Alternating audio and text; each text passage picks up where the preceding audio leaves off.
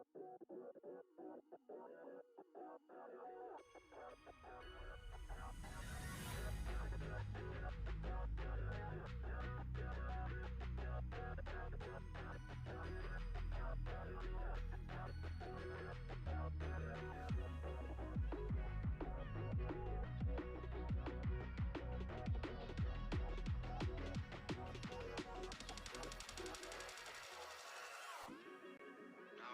want to get down to the simplest possible nitty-gritty.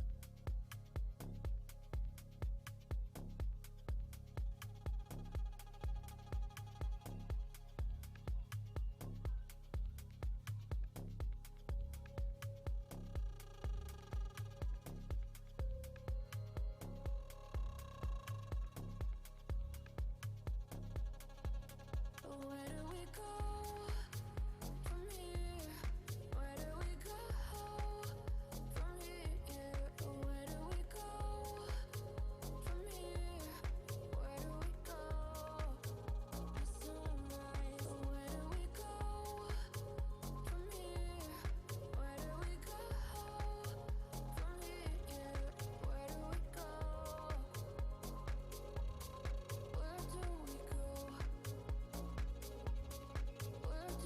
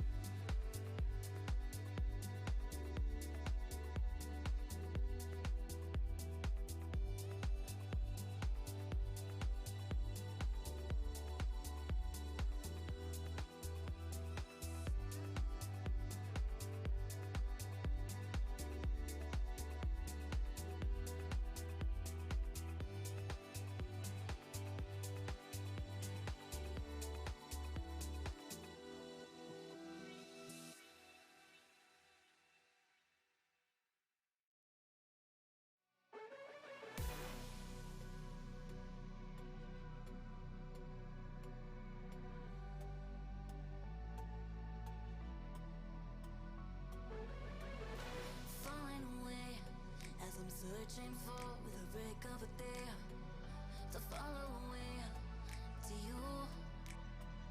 'Cause at the end of the day, I ain't looking for no reason to change. 'Cause everything is good for you. Baby, I can see we're gonna shout it out to the sky. Tell our secrets to the night, so we can see the end in sight. We're gonna shout it out to the sky. When I look into your eyes, I can see no better life, better life than love.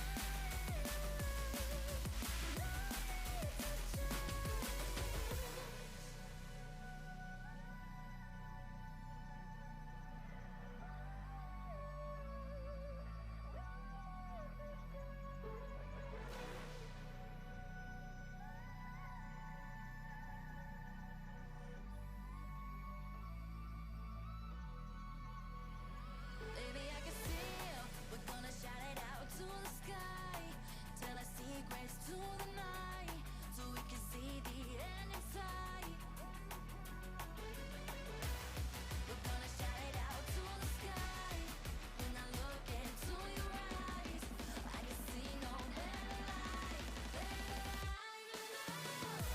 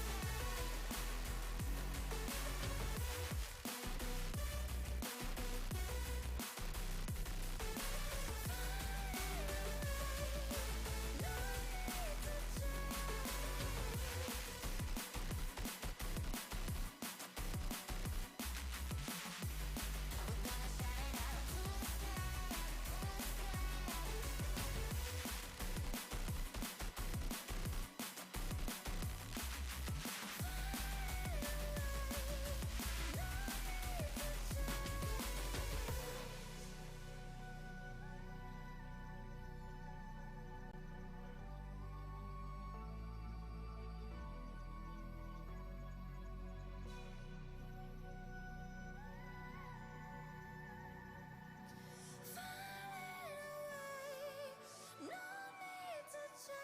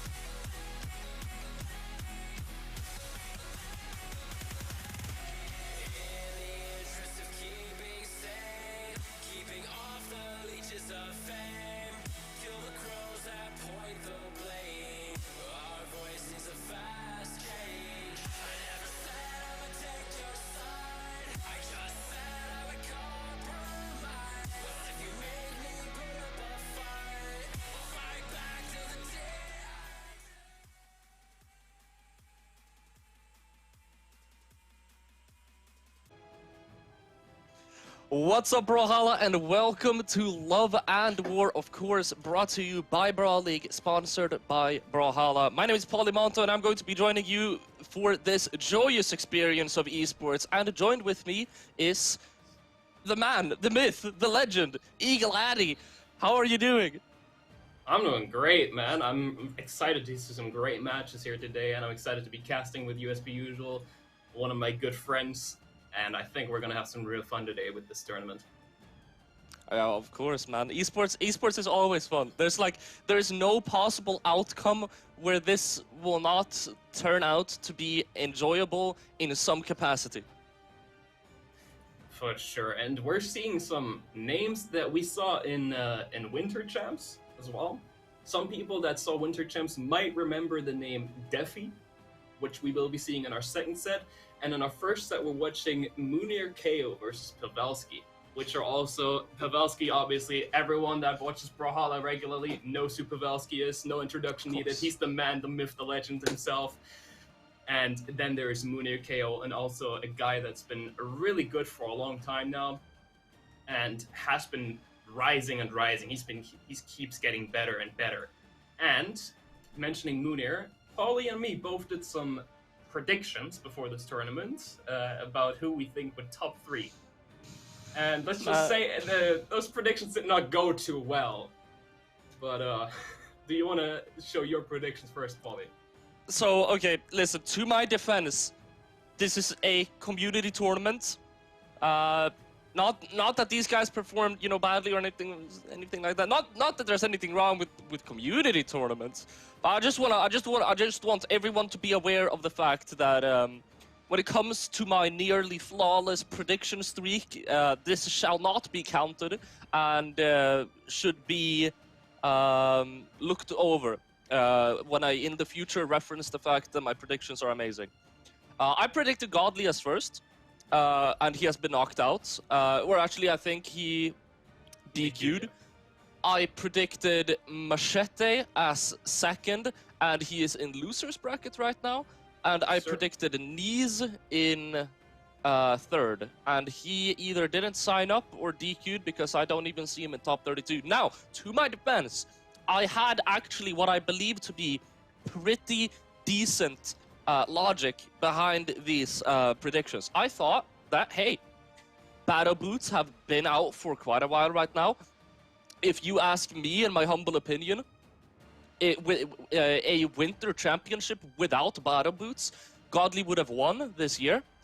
And I was just thinking, hey, Godly is probably, starting to get a little bit used to Battle Boots. He's starting to know his way around the weapon. There's no way Machete and Knees are going to be taking him out. But Knees and Machete were looking so unbelievably strong during the Winter Championship, I still thought they were going to top 3. But here we are. My entire top 3 is terrible. Fair enough. And you gotta say with Knees, you never know what to fully expect. He's either like top 3ing or like somewhere in top 32, right? You never know. And I looked up, as you mentioned him, because we don't see him in top 32. He did lose to Shadra in before top 32 on winner's side, and then DQ'd on loser's side. Maybe he had to go somewhere, who knows. But moving on to my predictions as well. Funnily enough, we both had Machete on second place for the same reason. He is the winter champ. And now my first place, some people might think is a bit outrageous to predict, but that guy is my boy. I put Delta in first place. That is outrageous. That there's. I'm sorry. I have to interrupt you. I just want to let the Twitch chat know that everything that comes out of Eagle Addy's mouth after the fact that he predicted Delta as first should be taken with a pinch of salt. So this man spreads propaganda. Okay, I heckin' love Delta. Amazing player, amazing person. Me too. And I really wanted him to win today, but I was chatting with him a little bit. I don't think he was, he slept too much. He didn't sleep at all, apparently. So he lost against Tyson on winner's side, and now he DQ'd in losers, just like Nice did. And then on third place, I expected who we're about to watch, which is a good transition, Munir KO, which, as I said, has been on the rise, improving so much. And I've just, outside of the tournaments even, I saw this guy play, and he's just been looking so damn good. Like, he was playing guitars and everything, amazing.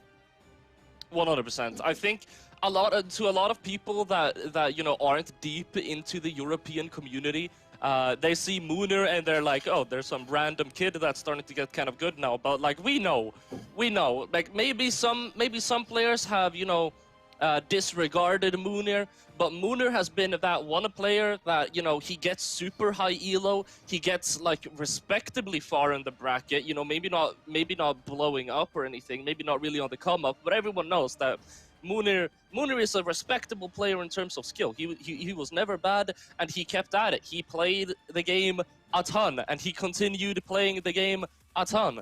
And I mean, here we are. I predicted actually 1.5 years ago that the Dutch community in Brawlhalla are probably about to see, they're probably about to see a renaissance. There's so many Dutch players that have been on the grind, and Munir is in the lead when it comes to the Dutch wave of players starting to enter into top 32 and top 8. He is closely followed, to be fair. As you predicted, the Dutch scene has been looking great so far lately. And you gotta think about it, for example, Jesser, I believe, is also Dutch, which, if I am not wrong, was he teaming with Munir for Winters? I think so. I think so, yes. Yeah, and I believe they top 8'd as well. So Munir, Jesser, all them guys from the Dutch community are just improving so much. They're showing up even in majors now. You have to say, with Winters, you never know if it's going to go that exact same way for the rest of the year, because usually we tend to have some upsets, quite a lot of upsets in winter tournaments, and then we don't see those people that place very highly for the rest of the year. But for this one, I have high expectations, because these guys just keep playing so good, and they have been so good for so consistently long. And I think just over time, they've gradually been catching up to those people. So I do believe we will be seeing them more also in spring champs. Well, we might as well take the opportunity here and talk about the upcoming players in Europe as a whole. Now, of course, that is always, for me personally, because I know so many of the players that may not necessarily be top 8, but they're these respectable, really, really good players. I'm always rooting for my boys and waiting for any of them to, have their breakthrough. I have a couple on my mind, but Adi, have you been looking at any kind of player recently, seeing them make steady improvements, and you're like, that guy, we're just waiting? Oh, for sure. Some of the guys I've been looking at are Bartu, Scrape, and Defy. Now, you might think to yourself, why am I looking at these names? Bartu, absolutely insane. I've gotten the pleasure to cast him in a lot of community tournaments lately, and he's just been playing out of his mind. In 2v2 especially, the guy is insane. Scrape, he's been up there for quite some time. He's gotten close to top 8 multiple times, and even in Winters, he got top 9 winners side. And I'm not gonna lie, he's been getting closer and closer to the top 8, and I think in Springs, if he's feeling good, we will see him in top 8. And then Defy, just, what happened in Winters. I don't think I gotta say something about that. That guy is good. That was probably the first time for a lot of people to see Defy in action, and it was really, really fun to see him perform so well. The players on my mind, and I'm not going to lie, like I said, 1 year ago, I had like a list of players, and I was like, yo, these guys are gonna make it big, mark my words. And I'm still waiting for those same people to blow up. I am rooting, of course, still for Munir. I'm waiting for Munir to, solidify himself in top 8 of regular tournaments, of the official tournaments. Some other players that I think are really, really worth noting are Blitz, XJ Coolj, and Brian Ted. And the reason I put all of them together is because all of these guys are absolutely mental at 2v2. Like, they are so good, it's not even funny. Like, if for example, Blitz and XJ Coolj, and also another player is Hunter, but I'm not sure if Hunter still plays that much. All of these players have so much potential if they are just able to commit themselves, and they have the passion that you need to reach a higher level. These guys are gonna start surpassing some of these players that we've seen, unfortunately been on a slow decline. Oh, for sure. And you gotta mention, you've been talking about XJ and Blitz for 2v2 with how good they are, right? Sadly, I think I recently saw on Twitter that those two guys have recently split up and are looking for their own respective new teammates now. And I am honestly excited to see, because they've been together for so long and they've been so good together, that I think we'll be seeing some new exciting teams from them soon. And now we'll be moving on to our first set. Shout out to Brawlhalla for the raids. and we will be seeing Pavelski and Munir in our first set. Pavelski, sponsored by Kingdom, obviously. Munir, seemingly no sponsor. Munir on the Dusk. Now, the Dusk End Spear had a pretty big buff. In the patch notes, it said that they gave, an increase in the hitbox, and I remember when people actually checked it out in the game, they were like, guys, this is not okay, what did you do to Dusk? So I'm not sure if that weight, has any weight in the consideration for Munir to pick this legend here. I don't know, man. Dusk is not a legend you see too often. I know a certain guy that's probably rejoicing quite a lot right now. You know him too. But I'm looking at it. It's not just Dusk. It's Nimue, a crossover we barely ever see. And right now, it is not looking like it's working out too well. But Nimue, where is that from again? What's that the crossover from? I forgot. I have no idea. I'm going to be completely honest. I don't keep track of any crossovers other than Chun-Li and like the Kung Fu Panda ones. I know literally none of them. I think it was Hellboy actually. But now moving on to the match, we have Pavelski versus Munir. What are you thinking for the matchup between these two players here? So far, Pavelski is looking incredibly solid. That was a very, very good wake-up coming out from Munir, though. So far, Munir, I actually didn't pay too much attention on what weapons they were favoring in the first stock. They were on the spear, now swapping over to the orb, maybe trying to look for some of this damage build-up, or potentially sacrificing that orb, knowing that he would go down soon so he can get the spear in his hands again. Pavelski full stock lead. It's looking really rough for Munir. Pavelski is looking so smooth right now. You just see the movement, the reads by him, the offstage where he's so confident about. Pavelski just a menace on the gauntlets, and Munir trying to catch his ground here right now, and just trying to get that stage control, force Pavelski into a bad situation, catch up on that one stock lead that he has.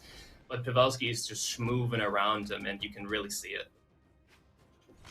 Yeah, he's moving super well. Now, ladies and gentlemen, please don't get me wrong. I love Pavelski as much as I love Pavelski just as much as the next man. But Pavelski, let's just say, is known for potentially, hypothetically, sometimes having some inconsistencies with his placements. So to any Munir believers out there, I mean, Munir definitely possesses the skill set to take Pavelski down here. But so far, it is looking extremely grim. Pavelski is giving him a very hard time. Now, so far we're looking at a situation where Munir could go down any moment, and he does right there with that insanely placed unarmed stare. I do believe in the next match we will be seeing a character switch from Munir, as I know him for Sword Legends. I saw him in the Asuri recently, I saw him on the Hattori, and now he's logging in the Jaeyun. I do believe Munir's go-to weapon and Munir's comfort weapon is the sword, which I think might be a bit more comfortable for him to play into the gauntlets than the Nimue. Munir doesn't fill out his legend selection too much on start.gg. Shame on him. So we're not really too sure on like pure statistics. But yeah, I think you're completely right. I believe the times that I have seen Munir play, it's usually been on that sword. I think he played that Bodvar quite a lot before the hammer got nerfed. I see that some people in the chat are people that know Munir, so maybe they're going to be able to provide some extra insights. Regardless, I think that Munir, he probably has a couple of tricks up his sleeve, whereas Pavelski, I would be surprised if he swaps off the Mordex at all this set. Probably not. If he switches, it's got to be to another Gauntlet Legend, and I don't think he will switch unless Munir just starts dominating here right now, and we are seeing Munir on the Jaeyun. What do you think about Greatsword right now? I'm not really sure. It's super hard to tell what's going on right now. Munir so far keeping it super even and competitive, but super hard to predict anything that's happening here. Now, what I'm seeing so far is they keep going for those offstage engagements. Munir sticking to the sword a bit more than the greatsword seemingly. Now going for the greatsword on the edge guard, seemingly very strong at doing so with the reverse neutral stick, and he does get the finish there. First time Munir takes the lead in this set. And so far, we've been looking at an entirely different game than the first one, where Pavelski seemingly just dominated Munir and he could not get a break. But now we're seeing Munir up front, looking quite strong, taking that stage control. Pavelski struggling to get back, and the greatsword edge guards just seemingly are so good. Pavelski was able to take out that stock pretty efficiently, but what we were seeing right there, as you were talking about the greatsword, I love how the moment Munir got any kind of like ground on Pavelski, it's like Munir got a very small lead by getting that first KO. He has the greatsword in hand, and he's like, right, if you give me an inch, I'm gonna take an entire mile. He runs in with that greatsword. He's swinging it all over the place. He does not want to chill out. As soon as he gets a little bit of a lead, he's gonna start going in harder, which is a mentality that's working super well for him so far. Full stock lead on the board. For sure, and we're looking at a complete mirror, at a complete reverse from game one. Right now, Munir almost a full stock ahead. Pavelski just catching some stage control here right now, trying to take Munir off stage. Not quite working out there, but I do believe if Munir does not get rid of the greatsword there, he will not survive off stage, which he does, and he does go back with the unarmed. Honestly, out of personal experience, if you are off stage with greatsword and you're trying to recover back, that usually does not end too well because of how slow the offstage options on greatsword are that actually do put you back up in the air. And right now, Pavelski getting a bit more damage, but Munir going down to the last stock. It's looking fairly even now, with Pavelski being slightly behind damage-wise, and Munir does have the sword stacked up next, I believe. I'm starting to get a little bit worried for Pavelski here. I don't know what you were seeing, but that last stock, Pavelski was hunting and fishing for those KOs just a little bit too much, and Munir is really starting to get into Pavelski's head here. This is looking like it's Munir o'clock. I'm thinking, right, these two players have to have gone up against each other and ranked multiple times, and it is now 1v1, 1-1, and they just probably are switching around on the character switches, and I am seeing now in the map bans that Pavelski is now also on the Jeyun. This is what he won the BCX World Championship in 2020 with the Greatsword, and we're seeing a Greatsword mirror now, which in 2023, I believe, is fairly rare. 3, 2, 1, Yeah.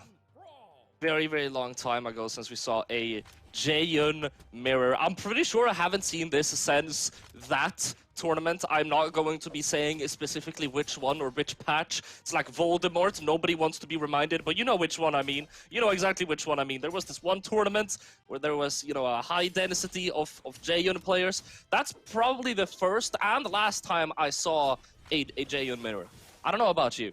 That could very well be. And now looking at this game 3 between Munir and Pavelski on the Jeyun mirror, so far it's looking like Pavelski's is a little bit ahead, but they're looking at more of a sword mirror right now, which they have not played the greatsword into each other too much. Pavelski now locking that in, and I'm thinking Pavelski may have won the world championship with the greatsword, but I do not know. I don't watch too many Pavelski streams. Has he been practicing the greatsword at all recently, or does he even need to? I'm not sure, actually. I was under the impression that Pavelski has not been practicing that much recently, as he's been trying out some other games and focusing on content creation. I could be completely wrong. I don't watch too much of the Pavelski content. Either way, Pavelski is doing a super good job so far. He will get knocked out by a great combo coming out from Munir. So far, I do want to say, Munir's greatsword like severely outweighs his sword so far. Whenever Munir is on the greatsword, that's like, I'm in a 100 damage lead. He goes on sword, that's when Pavelski strikes, and that's when he starts catching back up. For sure. And so far, this greatsword mirror is something I haven't seen in quite a long time, and Pavelski just seemingly seems more comfortable at taking out those blows, switching out those blows, which probably he has quite a lot of experience in, considering he won the BCX 2020 in the mirror match, and ever since I don't believe he has gotten too much experience with it, but that is just muscle memory that stays ingrained in you, which seemingly stays. But the greatsword into sword does not work out too well for him right now, which is the main reason Munir has made comebacks so far. The greatsword into greatsword goes into Pavelski's favor, and then Munir picks up the sword, which he just seemingly is so strong on, and it's just so good. Munir maybe starting to get a little bit of a nervous right now. You see him flailing his great sword around a little more than usual. Pavelski is able to catch these punishes. Super good combo. Weapon throw coming out. Tries to go for the edge guard, but Munir will be able to get it back with a unarmed dare, giving him time to pick up the weapon too. That was clutch by Munir, but not clutch enough. Pavelski is going to be able to get the stock off regardless. Now, I believe we switched it back that it's best of 5 in the entire top 8 now, and not in top 4. So yes, we will be seeing them go into game 4 here, and Munir is picking up the Asiri that I mentioned at the start when I was talking about Munir. I recently saw him play this, and Munir was looking nasty on the guitars. So I think we might be seeing a game 5 here if he plays like I know he can. It's definitely possible. I saw someone earlier in the chat asking where Munir is from. Munir is from the Netherlands, and Pavelski is from Bulgaria, to anyone that didn't know. Munir on the Asuri. Adi, what are we thinking? So, I recently saw Munir in a clan battle between my clan and his clan, and he was looking absolutely insane. The guitars, he just kept getting dodge rate after dodge rate, just kept it going. The flow was insane, the strings were crazy, and obviously the sword, his comfort weapon, just looked so good. What? And right now he's showing that. Are you seeing this? He's just poking Those combos? Munir is trying to- keeping it funky fresh, dude. The GC like ground pound, trying to tie it in with the Sayer. But the thing is, I mean, okay, you see, Munir steps it up. He starts getting a little bit funky. He starts experimenting a little. The thing he doesn't realize is that you are starting to play Pavelski's game.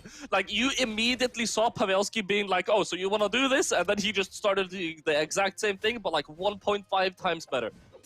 Yeah, at the start he was trying to get those openers, and Munir was just focusing on punishing them, just trying to poke them out a little bit with the spacing. But then Pavelski immediately adapted and just figured that out. Now he's playing way better, and now Munir is switching over to the guitars because he figured out Pavelski is adapting, but it's not working out so far. That was quite the quick exchange. Pavelski with the amazing great sword string right there, and now full stock ahead, Munir is probably going to look for the guitars again. Looking for, and you were talking about the Qatars. We haven't seen Munir too much on them, and what is that offstage interaction? Pavelski will come out the top! My heart was racing. I thought for sure Munir had it in the bag. He went absolutely crazy. I'm at a loss for words. I'm at a loss for words, Adi. I am too, and honestly, you heard me screaming no there. I put Munir in my top 3, and I don't like where this is going.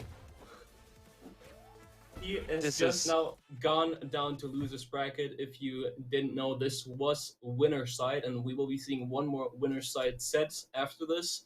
And Munir has now gone down to the bottom of loser's side, where he will be facing either Machete and Flamethrower, and I do not like this at all, because both of those guys, Machete and Munir, were in my top 3 prediction. I don't like where this is going. Yeah, no, to all of the Munir believers out there, it is going to be rough for Munir. He has a very, very difficult path up ahead. But please do know that he's not out yet. It's not over. Still possible. We have seen crazier things. For sure. And we will now be moving on to this next set between Defy, which we've talked about earlier, and Fry des Ole, the Enchantress Menace, the Twitch streamer himself, which is currently also live streaming his entire tournament run, which I have to say is impressive. Have you ever tried streaming like a ranked, or just a tournament session? I have tried streaming ranked. I have streamed ranked. I haven't streamed any tournaments. Let me tell you, this could just be a skill issue on my behalf, but I get so much input latency that it's like playing a completely different game. If you have like the hardware to be able to support it, if you just close down the chat, you know, and you close down your streaming software, and you just turn off your monitors other than your Brawlhalla ones, you get in the zone. I don't see how it could be much of an obstacle, but of course I don't compete at the level of Fry des Ole, so what do I know? Me personally, right? I've tried streaming even just ranked, and that was so stressful for me. I kept looking over at the chat, and I got the input delay like you did, and that's why it's just so impressive to me how Fry keeps streaming his tournament runs. Like, I could never do this. I would stress out and just lose in the first round. Yeah, I would also be super stressed out because there's also not like it's like you have a Brawl League TV streaming your game. You're also streaming it yourself. You have like all of these eyes on your game. It's gonna be a lot of pressure, but I feel like Frydasol, you know, he loves streaming so much that probably gives him a little bit of like a buff, especially considering how amazing his community is. They're probably supporting him all the way throughout. Maybe it's a little bit of a motivation for him. For sure. And now we've been talking about Frydasol for quite a while here. Now let's talk a little bit about Defy. We gotta be fair here, obviously. Defy and Winter Champs, obviously the first time a lot of the players or the Brawlhalla fandom has seen him. He's been around for a long time, and he's been impressive. Are you looking at what I'm looking at? Defy has been impressive. Defy is looking solid so far. Swapping over to the guitars as well. He's starving the weapon from Fry, giving him a super hard time here, trying to catch a landing, but Fry doing a super good job at staying out of any kind of threats that Defy is trying to throw out here. But so far, you know, the main thing, if you're looking at an upcoming player, what is the main thing that usually makes them not succeed? It's nerves. You mind block yourself. You're like, I'm playing against the GOATs. Who am I to try and take them down? What I'm looking at right now, this is the same amount of confidence in like your options that you'll have from someone that's been in top 8 like 50 times. Defy is looking ruthless. Now, I think after getting that, oh my god, he is clean off stage. But looking at Defy, after that Winter Champs top 8, I think all those nerves are gone. Right now, he's at the top of the world. He popped off in the last tournament. Until he gets a setback, he will have that confidence. And Defy, I'm not gonna lie, I keep thinking about it. Whenever I see Defy, there was this one tweet, I don't remember who it was from. It was a very popular tweet where someone made like predictions about the tournaments. This was a few years ago, like 2 or so, where someone made predictions about upcoming players in Europe. They were talking about who are upcoming players, who are just ranked warriors and whatnot. And in that tweet, they put the two like hardstuck ranked warriors as Wavegod and Defy, which was outrageous because right after that tweet and right the next major, Wavegod has got his first top 8. And now I remember the tweet. Yeah. Yes. I know what you're talking about. I know what you're talking about. It was by Nicholas, which was then called Eli. Yes, sir. And right now, we're seeing the comeback. We're seeing Defy in the top 8s now. We're seeing Defy pop up. So both the guys that he predicted as hardstuck are insane.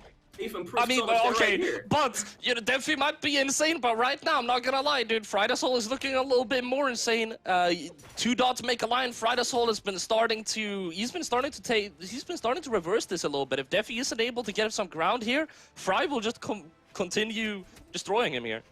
Now, this is something you always gotta watch out with Fry. No matter how far ahead you are, Fry has that scythe, he has that offstage. He will take back the stock from you. I remember he was facing Dog at DCX. Insane comeback. And Fry is just too clean on it offstage. The scythe, you never know where to go. He has that perfect spacing. He forces you in the bad spots. You cannot escape once Fry takes you off stage. Jesus Christ. This is definitely something. I was talking before about how Defy is super confident. Right after the first game, Defy in the chat is like, all right, let me focus now. 3-1. This is definitely going to be something. I am very excited for this set. Defy swapping over to the Koji. Still has that sword carryover, maybe not feeling that confident on those Katars, which, to be fair, we didn't see him that much on the Katars. 36 damage on the Katars, that's basically like 2 nairs. So swapping over for that bow, you know, he's going to be able to hit Fry from a larger distance. How do you think the bow is going to work out in this matchup? I think, if I remember correctly, he was also playing this quite a bit in Winter Champs, and I think bow right now is one of the safest weapons that you can play. So thinking about it, you have D-Light, you have Sight-Light, which works amazingly with backdashes and stuff. So I think he might have not liked how much Fry was taking him off stage there, how much he was dominating him in off stage. So he was probably thinking, I need some more stage control here. I need to win neutral more. And I think bow was the right go-to weapon to do exactly that. Yeah, no, it's going to be. It's going to. I think my main prediction for this set is I think this is going to be tight. We saw it. We saw it before Friday, so you know, no one can contest the fact that Friday Soul is super strong at coming back and just getting into the zone and going from getting destroyed to destroying. And so far, I mean, Defy, he's coming in here, he's confident, swapping up his legend. He's been doing super good work. He was a little bit behind on that last stock, but you know, he was starting to build it up from there. I feel like this can be very back and forth. For sure. And right now we're looking at a game where we're seeing both of these players' strengths right sitting off stage a bit, trying to take in there, getting that quick KO at the start of the match. Meanwhile, Defy trying to take it into the neutral game, trying to take it on stage, and we're seeing some movement here, trying to poke it out. Now at the top level, we both know how important movement is and spacing. Some cheeky dares coming out from Friday Soul. Love the way he's utilizing those to bounce him up into Defy's face. Friday Soul's also, if you take a quick moment to look at Friday Soul's movement around Defy. Throughout that first stock, Friday Soul was going forwards. He literally, I'm pretty sure, like at no point was not going towards Defy. That's like medium bot levels of just I will run up to you and I will attack, except he did it with perfect timing. But right as you say that, Defy might have realized what was happening and switched up the tempo there. Right now, just going in on Fry right there, making a quick comeback, and we're looking at a fairly even game right now again. And I think this is what just sets those top players apart from us casuals, us like diamond players and other players, is their adaptation. You see this, he was a full stock behind, and now he's about to take the stock first, which he does, and it is just gorgeous how pro players and top players are capable of adapting so well whenever they see something like that going wrong. They immediately figure out the problem. Obviously, we can often do that as well, but that is because we're backseat gaming them right here. We are not in the same situation, in the same pressure situation that they are, and they, even in that pressure situation, are capable of figuring all of this out while we can barely do that while backseat gaming them. Yeah, that's so spot on, because I've always thought about Akno as the pinnacle of that. Because whenever you watch replays from Akno, or rather, let me break it down like this. If you play a ranked game, let's say you're like 2200, right? You're a good player, you're not pro, but you're respectably good at the game, right? And you play a game and you lose. You lose against someone that's a little bit better than yourself. You go to the replay file to try and figure out what you did wrong. Now imagine all of the right decisions you can make. That's just how Akno plays. Akno makes wrong decisions super infrequently. And that's the strength of so many of these players. And I feel like that's where Fryda's all probably outweighs Defy, because Fry has so much more tournament experience. For sure, and when I'm looking at some of these players, man, they don't even look at replays half the time, I think. They just have photographic memory or something that it's been ingrained into their brain. Brawlhalla is what is in there. They think about the match while it's going on, or maybe they don't even, and it's just all recording. It's running like a camera in their head, and after the match, they just take like 5 seconds, maybe close their eyes, and they know exactly what happened, they know what went wrong, and right now we're seeing Fry execute that mid-match while streaming. Dude, it's his sixth sense, dude. Like to us, like how obvious it is, we go and we look at a wall and we go, oh, that's red. Friday Soul looks at Brawlhalla and he's like, oh, that's a punish. Like Friday Soul, he just knows this. He knows this by heart. He knows how to adapt. He knows how to play this neutral here. Defy doing a super good job so far. We've been saying that Friday Soul is super good at adapting, but he's having a lot of difficulties against Defy. Now, don't get me wrong, Friday Soul, you know, it's looking like he might take this game home, but Defy is making some serious resistance so far. For sure, and now, I've known Defy for quite a long time, even I believe before he was like Diamond. I had him on my friend list. I don't remember exactly how I got to meet him. But back then, and for the longest time, he was a Boatvar main. And he's been staying with that sword, which obviously, back in the day, you would show someone the game, you would tell them to learn neutral, play a basic legend like Boatvar. And I think that's exactly why Defy's neutral game is so like foundationally strong. It's so there. that was so clean. It's solid. It's extremely solid, and that's why he pokes out Fry like that with that GC Ensig offstage. Crazy movement, crazy positioning. Defy is bringing this back, and we're both one hit, one solid hit away from them going down and taking this game. That's the thing with Defy, though. Like, he's playing extremely well with his fundamentals in the neutral game, but he will just throw the most brutal curve balls out of nowhere, like that GC Ensig, and then again, fall back and rely on his good fundamentals with that insanely clean offstage. Which, you know, in a sense, makes you kind of the pinnacle of well-roundedness, right? You want to be able to throw out some of those curveballs. You want to be able to rely on your fundamentals. Defy is playing so well so far. Now, when I look at Defy like this, right, you know who I think of? Fundamentally strong player, insane neutral games, occasional curveballs. Who does that make you think of? Nice? Well, no, Nice is more of a crazy player, in my opinion. I was leaning way more of, like, you know, the craziness. No, so, okay, right, so super good fundamentals, sometimes throwing in a couple of curveballs. I feel like that could be a lot of different players. Maybe Godly. I am thinking of Simple. Okay. Maybe actually, that might be. Yeah? Let me one-up you on that. Swada. Oh, that could be. That might be more accurate, because I was a bit more influenced by the fact that Defy played Bodvar for so damn long. And Bodvar is obviously, like, Simple's legend, if you think about it. But Swada sounds a lot more accurate as well, because Defy does not stick to the Bodvar that much. He's been switching around. Obviously, Simple is playing other legends too. Kaya now. Defy switches around so much, and now he's completely abandoned the sword, which we saw previously, which he has the most playtime on after checking. And now he's on the Kaya. Oh no. What? That could have been a KO so early. Like, if Defy didn't dare there and went for a ground pound, that would have been the most unfortunate KO I've seen in my life. I mean, I think both of them just didn't really know what happened there. I think there might have been some misinput or lag on Fry's side with the way he was falling down, and then Defy realizing very late what actually was happening to Fry. So I think there was some recognition issues there on both sides. But now we're seeing an even game again. Warfare. Exactly, mind games. We're seeing Defy on. We're seeing Fry's just like, if I don't know what I'm doing, you don't know what I'm doing. And, you know, we just kind of ended up there.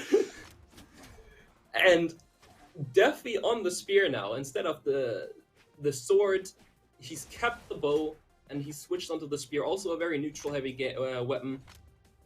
I think that might work. Defy has been doing, you know, he's been doing the traditional carryover where you're like, alright, let me play let me play Asuri. The sword is good. Let me swap over to Koji for the sword. My bow is good. Let me swap over to Kaya for the bow. Maybe after this he feels, oh, my spear is good. Let me swap over to Hattori for the spear. He's doing the entire spectrum right now of legends, trying to find what efficiently works up against Fry, or maybe even just to try and keep it fresh. Like, if you're swapping your legends this much, Fry is going to have an even harder time adapting to you, and Defy knows that that is something that Fry is very strong in. He wants to try and minimize the amount that Fry is able to adapt. Now, that's really the question of what is more important here, because you got to think about it. We're in Game 5 right now. It's a dead even game so far, but Fry has been sticking to the same character. He's feeling comfortable. He's played that Enchantress for so long, and Defy's just been switching around, trying to get that edge over Fry for him to not adapt as much to him as he might worry about him doing. Then you gotta really... Ooh, that's so unfortunate. Yeah, I think you saying that maybe there's some technological difficulties with Friday Soul could potentially be true. Either that, or, I mean, it happens to the best of us. I mean, let's be real. It just did. It happened to the best of us. No, I gotta say, I have insight here on my second monitor. I did not see any lag or anything happen there. I think he just made a simple mistake. A happy little accident, as Bob Ross would say. Happens to the best of us. It literally just happened to the best, one of the best. But Fry is going to keep his spirits high. He was able to take out the stock of Defy super quickly, now trying to do the same on the offstage. And Defy is challenging the Scythe offstage with a spear right now. I'm loving this from Defy, and he's keeping it going. Pogo dares, not allowing Fry to touch. A beautiful weapon throw. That's going to allow him to get back up. He knows he needs something big. Fry is so immediately looking for some kind of read to catch Defy off guard, but he's going to be able to get the KO before him. Now looking at this, looking at those Pogos off stage, I just remembered Defy played Hattori in Winters, didn't he? I think I just figured out he played Hattori in Winters. That's where that spear is coming from. I am pretty confident that Defy is doing what I predicted earlier, swapping his legend around it to make it so that Fry is always on the edge. Because Defy literally just had like the most solid win he's had all set against Fry, and he swaps over to Asuri. So, you know, Defy keeping it fresh here. This is actually like a mega deja vu from the first game that we had. Same legends, the same map here. Yes, sir. But he is back on the Asuri that we saw. I believe, was it game 1 or was it game 2? Game 1, right? I think game 1. Yeah. This was game 1. Asuri Enchantress on Apocalypse was game 1. So we have not seen that Hattori that I just mentioned that we know from him in Winter Champs. So maybe he's keeping that in the back pocket for a possible game 5, as we are now in a situation where he's currently 1 game ahead. So he might be willing to experiment a bit more than if he was in a dead even set with Fry right now. And that sword is just working so well. Get those poke outs. Fry has been struggling off stage. Their offstage interactions are so, like, I have to hold my breath so hard, because you can tell by the way they play offstage. You know, there's offstage players, there's neutral players, there's different players for everything. I have a hunch that Defy is an offstage player. Now, it's no surprise that Friday Soul is super good at offstage, and I would say he's also an offstage player. If you give it an offstage interaction, he will take it. And, like, Defy is never backing down. He will always challenge Fry on the offstage. From what I've seen so far, I believe he plays offstage like he would play neutral. So he always positions himself in a way where he could potentially get a kill from Fry. And the reason we've seen Fry so close to SDing so much, and potentially SDing as he has done a few times so far, is probably because he's so good at offstage and he's well aware that the position that Defy is placing himself in could very well get him screwed right there and then. So Fry probably is in that mental warfare with Defy right now, where Defy just positions himself, and then Fry's like, wait, damn, I might go down here. Yeah, it's super apparent that Defy is playing to make Fry uncomfortable. Like, maybe not necessarily, you know, being way cleaner than him, out-thinking him. Like, he's just making Fry super uncomfortable. He's pushing Fry into, like, a metaphorical corner, and he's forcing Fry to approach. Defy controls this game, and Fry is not having any of it. Now, we are currently looking at a stage of the game where Defy is almost 1 stock ahead, but they are still on the same spot of the stock. They are still both on 2 stocks. Now, this is where Fry is going to put pressure and potentially get some damage on Defy, which does not work out too well, but you could very well see that he was going in there a bit more. Now he's going to probably play a bit safer again, as he's going to slowly take out that damage, as he doesn't want to get too much damage stocked up on his last stock. And never mind, he is going in. He is definitely going in on the offstage. He goes for the ground pound as well, tries to go for the second one, and Defy is going to be able to get up above him. And they're just going back into it. We're not getting any kind of break, Eagle Addy. They're not done. They will continue playing offstage until one of these stocks are gone. That is one of my favorite things as a caster, man. I try to predict what the player's going to do next, and they're just like, haha, no, lol.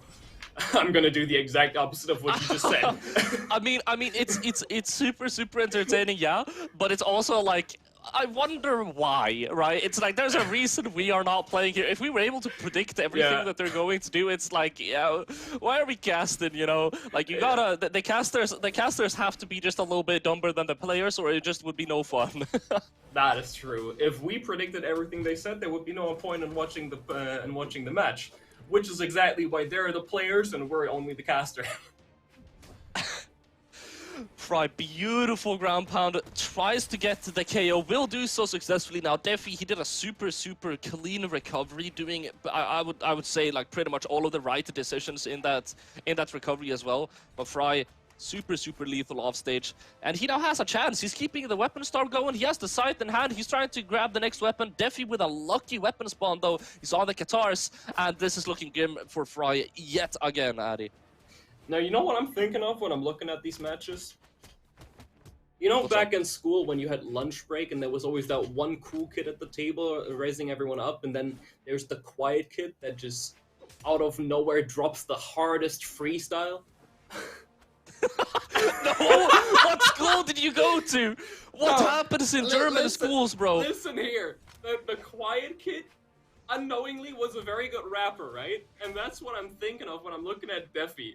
He is out here, he's freestyling, he's got that flow going, and Fry is that cool kid that everyone knows that it has his reputation to protect here, and he's fighting for his life right now to not let this go over in Game 4, which it does. Defy winning this 3-1 like he called earlier in chat.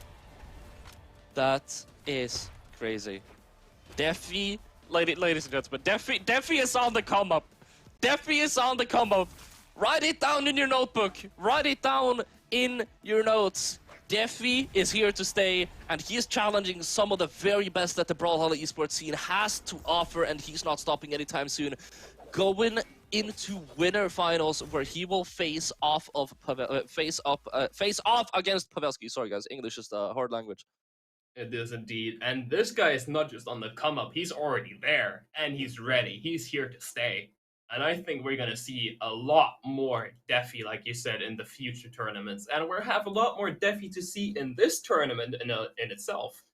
But we will now be going into Losers Bracket, where we see some very familiar names, which I don't think any of these guys need an introduction. We are looking at Fosey versus Simple next. Two pros that have been around for years. And when I say years, I mean years. These guys have been around longer than some of the viewers can probably remember. They've been there before they even played the game. And 100%. After that, we see Machete versus Flamethrower, which I think is a very interesting matchup. Flamethrower, an extremely good player that's also been around at the top level for a very long time. But he has been a bit on and off. He had a few times where he did actually got top 8. He did get actually very close to potentially getting onto the podium. I don't know if he has a top 3 or not. I don't think so. I think he's gotten 4th at best. I'm not entirely sure. But Machete versus Flamethrower is going to be a battle of patience, I believe. Now, I don't know if you remember, but when we did the watch party for mid-season championships, and we saw Machete versus Fiend, but that was a battle of patience and excitement. We were both screaming. Yeah, it was absolutely crazy, and we are gonna have more crazy sets coming up for you guys. Of course, we have, you know, I always say whenever you're watching a stream, the content, it just keeps getting better and better and better as, you know, we're starting to get into the higher calibers of gameplay. All of that and more later, but we are going to be taking a very short 5-minute break, so make sure to restock up on your water and get yourself some popcorn, because we are not done anytime soon. Don't go anywhere, guys. See you in a bit.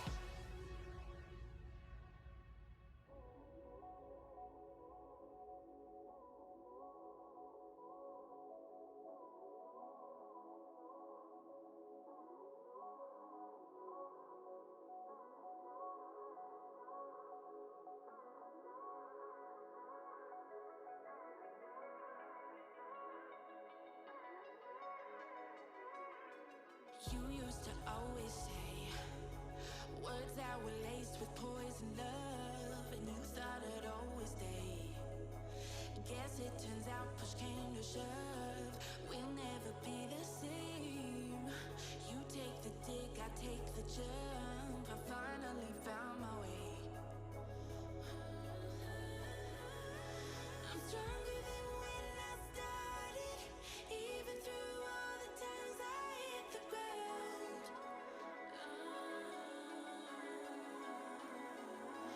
I'm stronger than what you wanted, even through all the times you burned me down.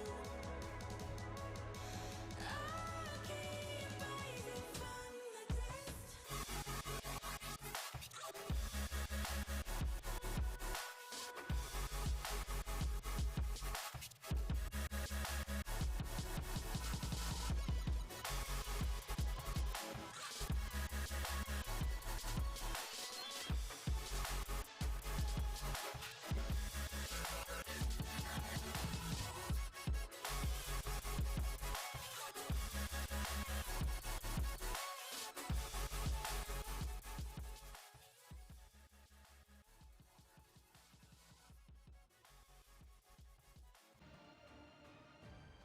What's up, Brawlhalla, and welcome back to Love and War. Of course, brought to you by Brawl League, sponsored by Brawlhalla.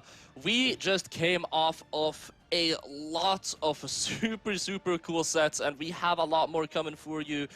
We are going to be watching Fosey and Simple going up against each other, and followed by Machete going up against Flamethrower. Addy, you told us a little bit about how you were feeling about these sets.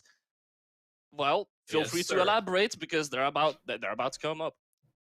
Now, Fosey Simple matching up always gives me a bit sense of a pressure, because these two guys were teammates for quite some time, and I'm looking at the screen right now. That cannot be right. Fosey does have multiple medals, but that aside, Fosey Simple teamed for quite a while. I believe it was not only for the mid-season championships, but also for the tournament prior to that, if I'm not wrong.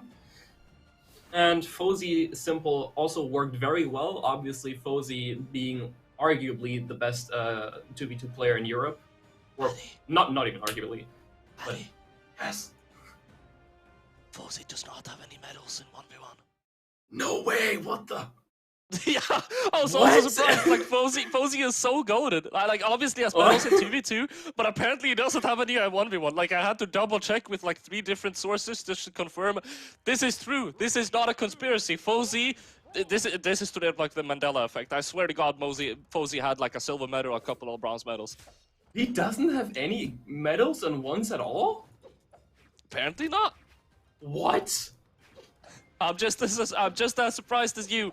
Simple, on the other hand, of course, I mean, Simple is a powerhouse of a player, and I feel like this is a super fun set as well, because like I came into the scene in like 2019, and these were like these were two of the players dominating during 2019. You know, we have a lot of new names in the community, a lot of new names in the top 8, and, you know, sometimes it's just fun to see the kind of players that you're more familiar with. Some of the classics.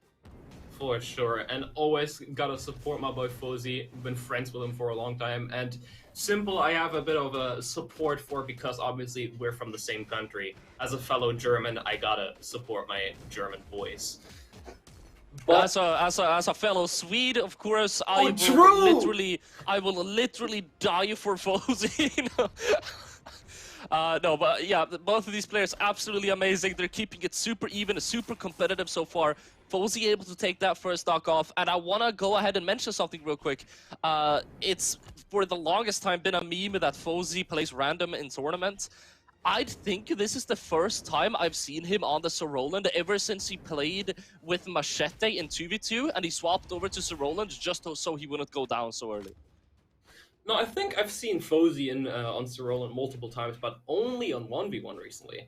In 2v2, it's probably been since he teamed with Machete, but he regularly plays King Knight, specifically, in Brawl League tournaments, or usually in community tournaments. I think this is a pick that he's been long practicing, long trying out if he can like get more comfortable on it, and maybe whip this out in a major. But he's probably one of the only few pros that plays Sir Roland actually at a top level. Yeah, Other you than know, that, I'm we used thinking- to have Solarson on that Sir Roland a lot as well, but also Solarson now playing a lot less Sir Roland. We also, of course, had, you know, Kosilix, Rek'Sai, but a lot of these Sir Roland players, you know, they're not really been favoring the Legend that much as of late. I'm thinking in Europe we're really short on Sir Roland players, but in other regions we have quite a few. Like in NA, one of the OG names that might ring a bell is Excalibur. That is a really old name that back in the day he was crazy. And then we had some over time, Kosilix as he's named. And in SA, we have a certain Lance player that's been going crazy that I believe also plays Sir Roland. Do you know what I'm thinking of? The West, perhaps? Yes, sir. I do believe West plays quite a bit of Sir Roland. So far, Simple doing a super good job at racking up the damage onto Fosey. He's starting to get a very solid lead. He catches the GC as well. If you got that bounce, it would have been more damage, but it don't even matter. Simple is gonna be able to find that KO quickly and efficiently, taking Fosey down while he was only in orange there. Now we're seeing a character switch from Fosey here real quick, because that Sir Roland that we've been talking about for so long now seemingly didn't work out too well, and now he's switching over to the Ember. Which, before the tournament even, I don't believe this was on stream, we talked about how good Katars are right now, and this is the exact matchup that we were talking about as well. Katars versus Battle Boots, where we weren't too sure which one is better right now. And I think these two players are very willing to show us right now which they think is better. I think they're gonna share a piece of their mind with us, Addy. Fosey sure. getting the Katars right off the bat, and Simple probably, I would guess, Simple is hunting to get a pair of battle boots on their feet. On his feet, indeed, but Fosey has those big claws, those Katars in his hands, and I'm thinking of Katars. Have you ever looked at the way Katars look in real life? I have not. I looked them up one time, and they look sick. They're like big handles where you just have those triangle blades up top. It's crazy. But I could not imagine... wait, like Shadow Daggers in CSGO? Kinda, yeah. That's kind of how Katars look, but just a lot bigger. And Okay. I could not imagine how you would use those in actual combat, like in real life. But I think if you did use them, it will be kind of similar to the way Katars are used in Brawlhalla. Aside from that rolling part, I don't know if you would injure yourself when you're rolling with those things. But going back to the Fosey Simple match, very even right now. Fosey Simple just seemingly poking each other out. Insane offstage play right there. Not fully come down yet, but he's coming. Oh! Let him cook. Hold up, let him cook. Fosey, what the heck, man? Going in deep immediately on the unarmed. Simple is gonna be able to get a pair of battle boots though, and you'll immediately see, you know, Fosey is like, I'm not messing around with that. I'm gonna chill out for a second. Now, Fosey is ahead quite far right now. He was winning that offstage interaction quite by a lot, but right now, Simple up top with the battle boots. Fosey struggling to get back. That was a lot of damage coming out from Simple right there with the long strings that we know battle boots for. Just taking him off stage. Dangerous situation right there again. Finishes it off. Insanely clean play by Simple on the battle boots right there.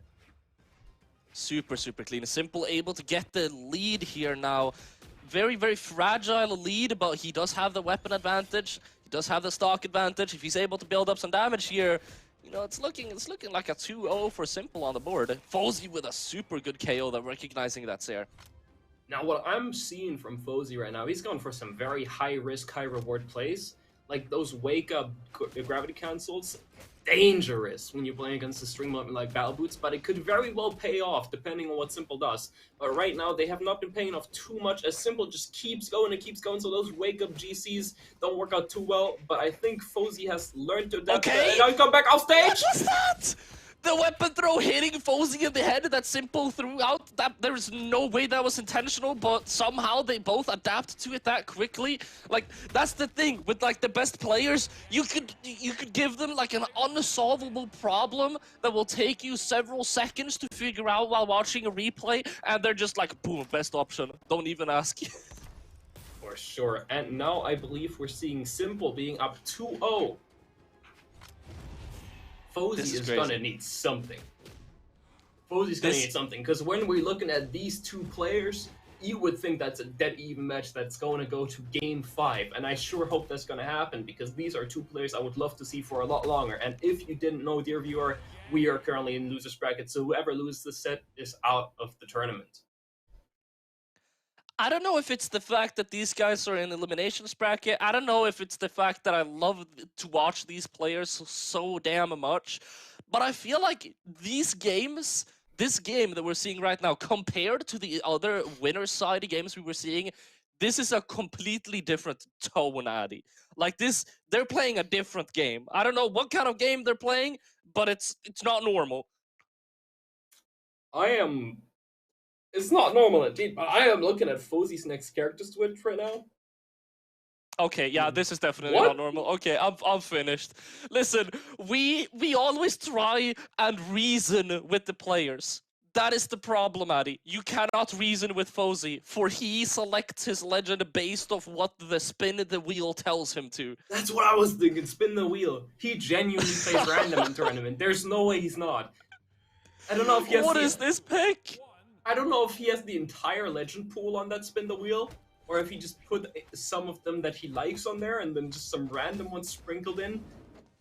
But I don't think I've ever seen Fosey on the Lord Rax. Who's that one PS4 player that plays Lord Rax? Maybe he's taking some inspiration. I'm not thinking of a PS4 player, but a PC player, Darmar.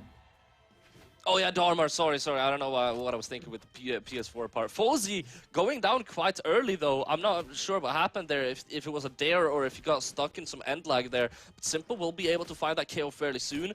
Fosey now on the blasters though. Also, speaking of weapons that are super underrepresented in EU, blasters is a weapon that a lot of players don't fight that often. You know, I don't really, off the top of my head, I don't know that many blasters player other than maybe Saiyajin, which is in top 8. In top 8 or in the pro scene, I don't think Europe genuinely has like too many blasters, which may be one of the reasons, now that I think about it, that European players struggle so much with Boomy because of how good he is at the blasters. Now that you point that out, I think that might be a lack of practice against blasters by quite a bit. Fosey? Oh, I'm getting so scared. Fosey, stop! I don't like watching these players on offstage. And when I say I don't like, I mean I absolutely love it, because my heart rate is increasing to lethal levels. For sure. And I just got a little prompt, let's not say from where. Viper does indeed play blasters as well, I forgot about that. He plays like Lucian, I believe.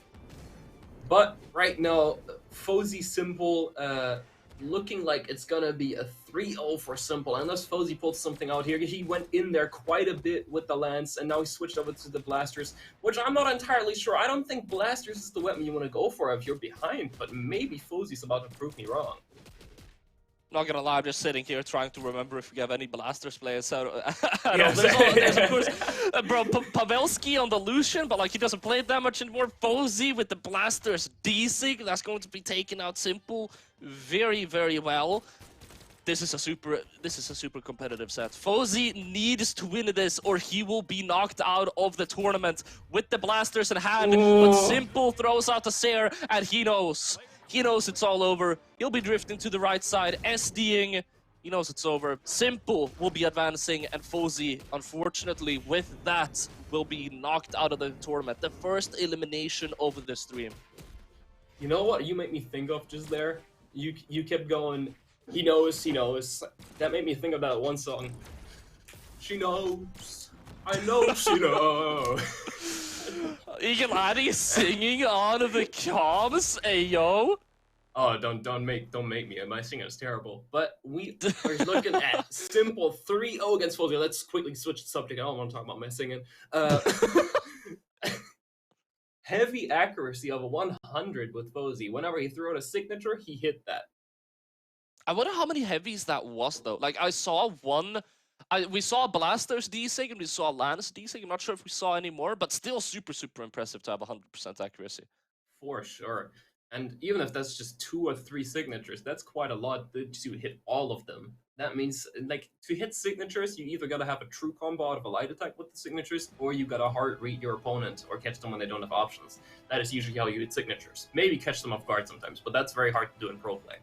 And now, one player, when we're talking about signatures, at pro level that's very good at connecting signatures, especially as kill confirms, is Machete. There's a lot of players though. There's a lot of players that get so funky with the signatures. I'm not gonna lie. I really thought you were going to say Fizaru, or the Ninja 729. I was talking about pro players, so I wouldn't quite say Fizaru. He's close, but Fizaru has not gotten top 8 or top 13 even. Maybe he's gotten a 13th. I'm not entirely sure. But Machete Flamethrower, which we're about to see, Flamethrower I've long known for the Ember, which obviously amazing neutral stick on the bow, and Machete we've known him for the great sword characters, for the Fate. He's not on the Ember, Adi. Yeah. Oh, what is on going? Ada. Flamethrower is on Ada. Polly! What is going on? What's going on in this tournament, bro? What is this? I'm at a loss for words. All I can do now is just sit back and enjoy the show and see what Flamethrower has cooking for us. See, I've seen Flamethrower on the Ember for the majority of the time, and in 2v2 when I queue into him, he's playing a lot of Hattori, so maybe the Spear is quite prepped. I do not remember seeing Flamethrower on Blasters. Yeah, I've never seen Flamethrower on the Blasters. But then again, Machete is also on, a little bit, wouldn't call it an off pick, since Machete has been practicing the Tesca as of recently, but, considering how new it is, to some extent, he doesn't have that much experience on it. And while we are rambling about these weapons and how mind-blown we are of Flamethrower's pick, please do take note that Machete pretty much clean-stocked Flamethrower. And we were talking about him being good at hitting signatures. I think that stock was 90% signatures right there from Machete. I think he hit so many signatures on Flamethrower with how quick and how unexpected they are on Tesca. Me personally, I struggle so much with... Oh my god! Machete! Calm down. All right, let's take a chill pill. Flamethrower is forcing Machete to take a chill pill right now, creating a lot of space with these signatures. Really big threat coverage, making Machete respect his neutral a little bit more is what he would have done if he was a average player. But of course, we're talking about Machete. He just keeps running in, which unfortunately is going to end him up in the face of a Blaster's side sig, taking him out. Which he would have done, mind that, if he wasn't almost a full stock ahead.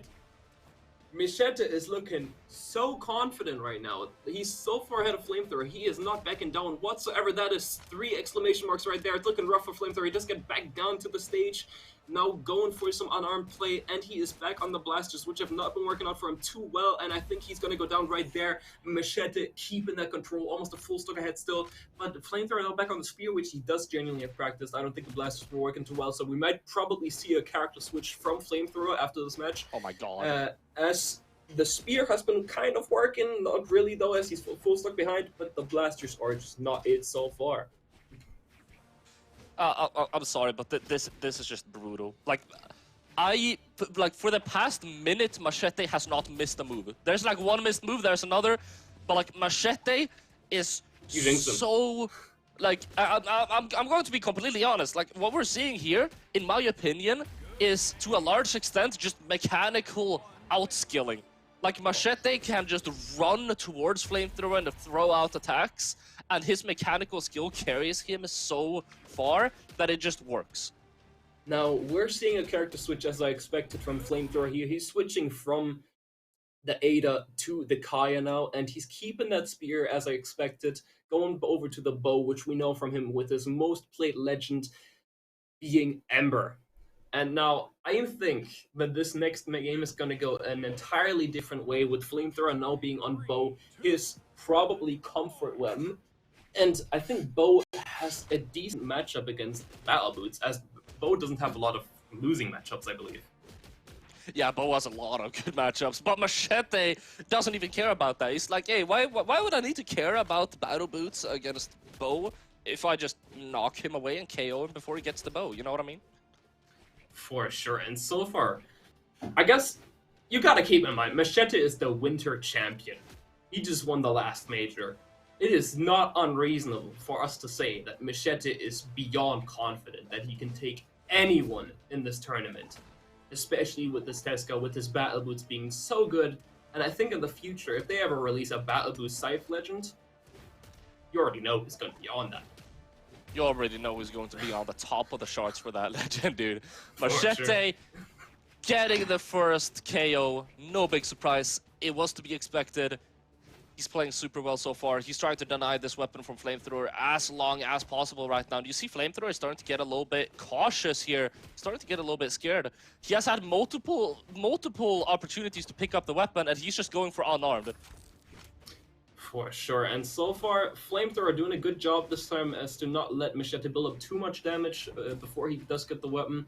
And Machete trying to poke him out, but the Flamethrower is playing so carefully, but those GC6 build up a lot of damage as he just keeps going on the battle boots. Machete! Dude, Machete, you need to calm down. You need to calm down. This ain't experimental. This is top 8, dude. You can't keep going like this. You're 3 stocks up. I don't know what Machete just pulled out there right there and then, but that was crazy. He did a full-on string. I thought it was over. He'd go back to the stage. Flamethrower probably thought the same as well. He did one jump. Machete just said, "This ain't over. Get over here, boy," and just kept it going, and that was it. Flamethrower trying to get himself on the board. He's unarmed, by the way, looking super solid. And Machete, you know, it's a little bit of a curveball. Machete sometimes has a little bit of a hard time. Also, great read by Flamethrower. You saw Machete waking up immediately with an endlight after missing the SIG, and Flamethrower immediately reading that. Now looking for the KO. I was expecting an exhausted recovery. He's going to be going for the ground pound instead. Machete's back on the battle boots, and I don't think Flamethrower likes that, as he was off stage there, which he has been losing so far against him. That's a very risky reverse slide charge. I think Flamethrower needs to kill right here and now, or it's going to be over for him. He is off stage there, and he does not make it back.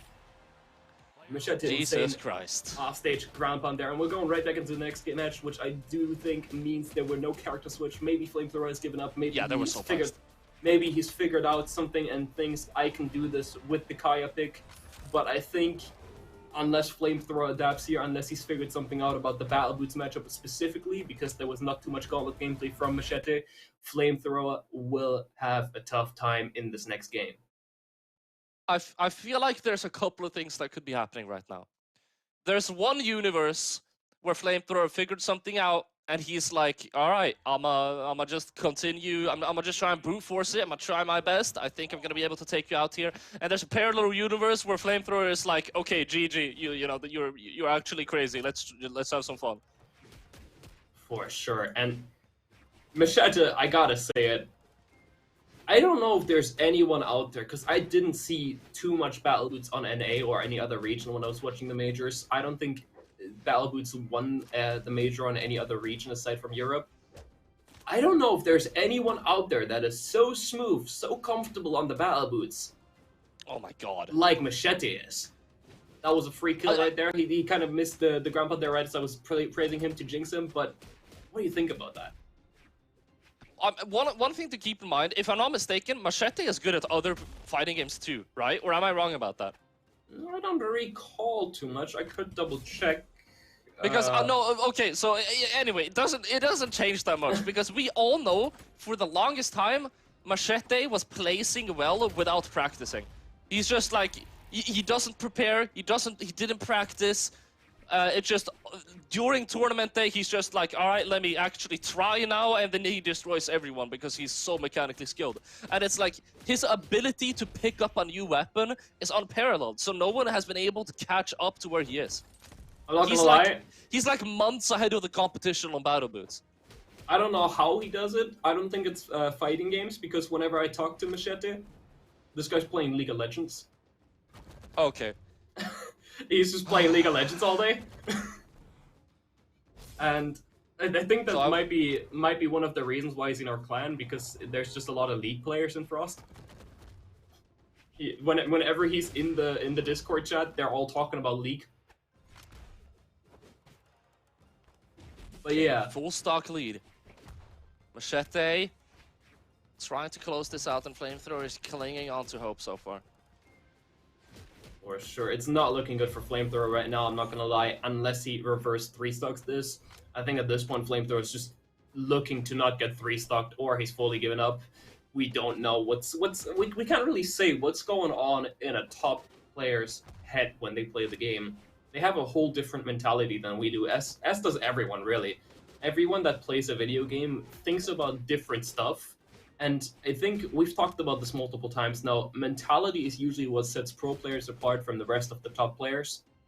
Oh yeah, like we were saying in the short break, like improving. There's like so many players that have the mechanical skill to be like top 32 or top 8, but they're mind blocked and they're holding themselves back because of their mentality, and then they just blow up when they fix their mentality. Exactly. I think the trigger like, for that was Defy when we were talking about it. We were like thinking, what made it so that Defy, from being one of those top players, made it click for him to where he all of a sudden got into top 8. Yeah, I think it's all the mentality, dude. It's all the mentality, and Machete obviously has a pretty good mentality, as he's going to be 2-stocking Flamethrower for the final set, and that is going to be GG. That is our second player now knocked out of the tournament. It is going to be Flamethrower going down to Machete. Yes, sir. And next set, we will be moving on to Freidas Ole versus Simple.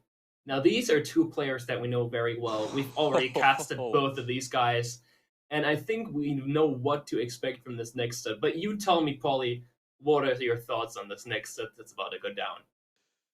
This is going to be super, super interesting, because I see that Simple is locked in on the Tesca, and I mean, does anyone want to take a wild guess of what legend the Friday Soul is going to play? I have a hunch, you know, I have a hunch, and I feel like that's going to be a super fun matchup. For sure, and I'm thinking Battle Boots into Scythe, or Orb even. That sounds like an interesting matchup. Scythe, I think, may actually be a very interesting matchup, as both of these are very string-heavy weapons that will take you off stage when they can, so we're probably going to see a lot of off-stage play here. But the thing is, Battle Boots off-stage is a bit more linear than Scythe, if you know what I mean. I believe it's a bit more diagonal than Scythe is, while Scythe plays more with the directions in all kinds of ways. Yeah, for sure. I feel like Scythe is way more of like it's way more of like a, you know, swing weapon, where you're like, I'm gonna swing you over here, I'm gonna take you over here, then I'm gonna take you up here. Whereas Battle Boots is more like a bullet. It's like, if you get a super good string on Battle Boots, it's like you will go in a horizontal line from the center of the stage to the left or right blast zone, and then you're just gone.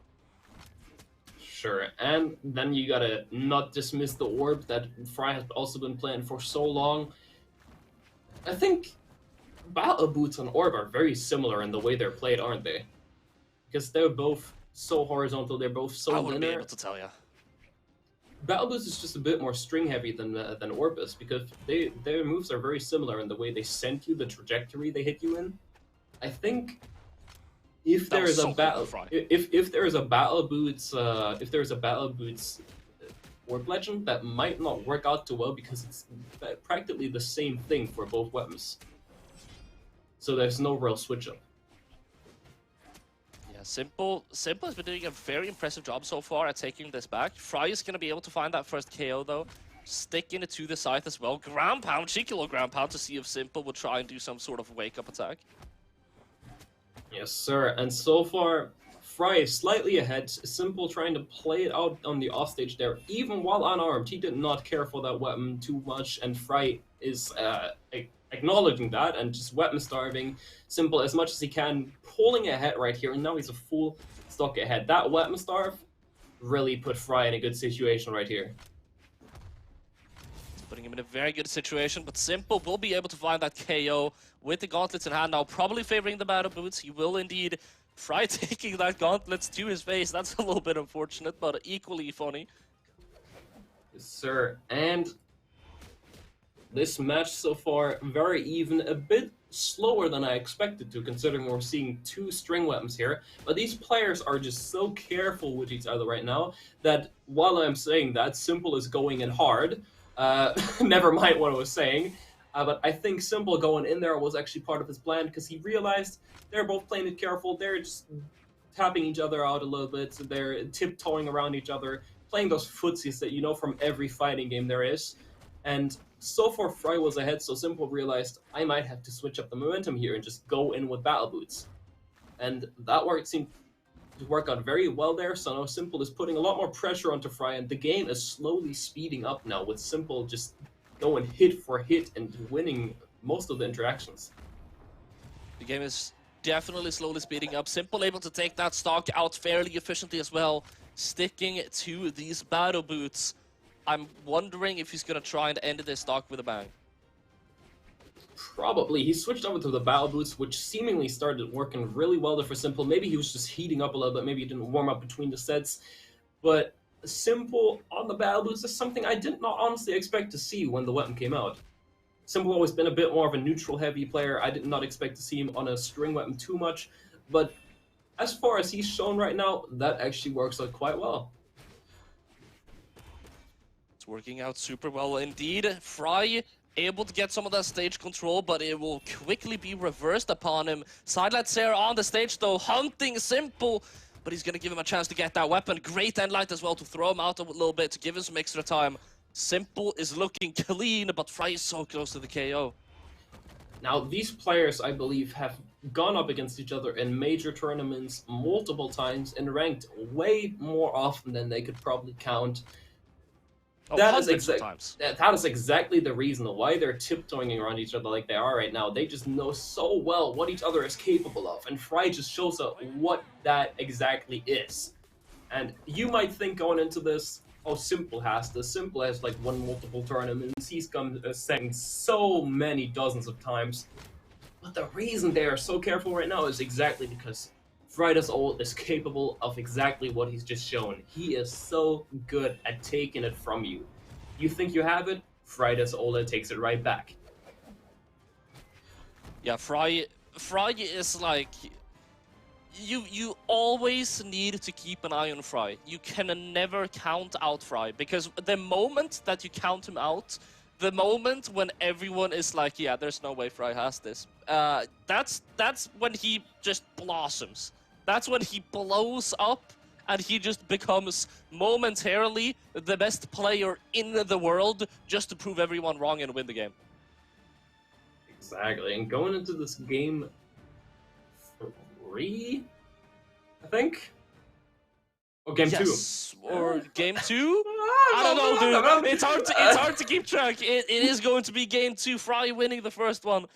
We've been watching both of these players so much that, you know, it's hard to keep track sometimes. 3, 2, 1, Exactly. And going into this game, Simple seemingly started to speed it up a lot more there towards the end, and that really worked out quite well. I think this game we're going to see a lot more quick gameplay than we did in the first one, but if that works out in Simple's favor, or if it works out in Fry's favor, I'm not entirely sure of. Who do you think will do the better job at adapting to the quickness of the gameplay all of a sudden?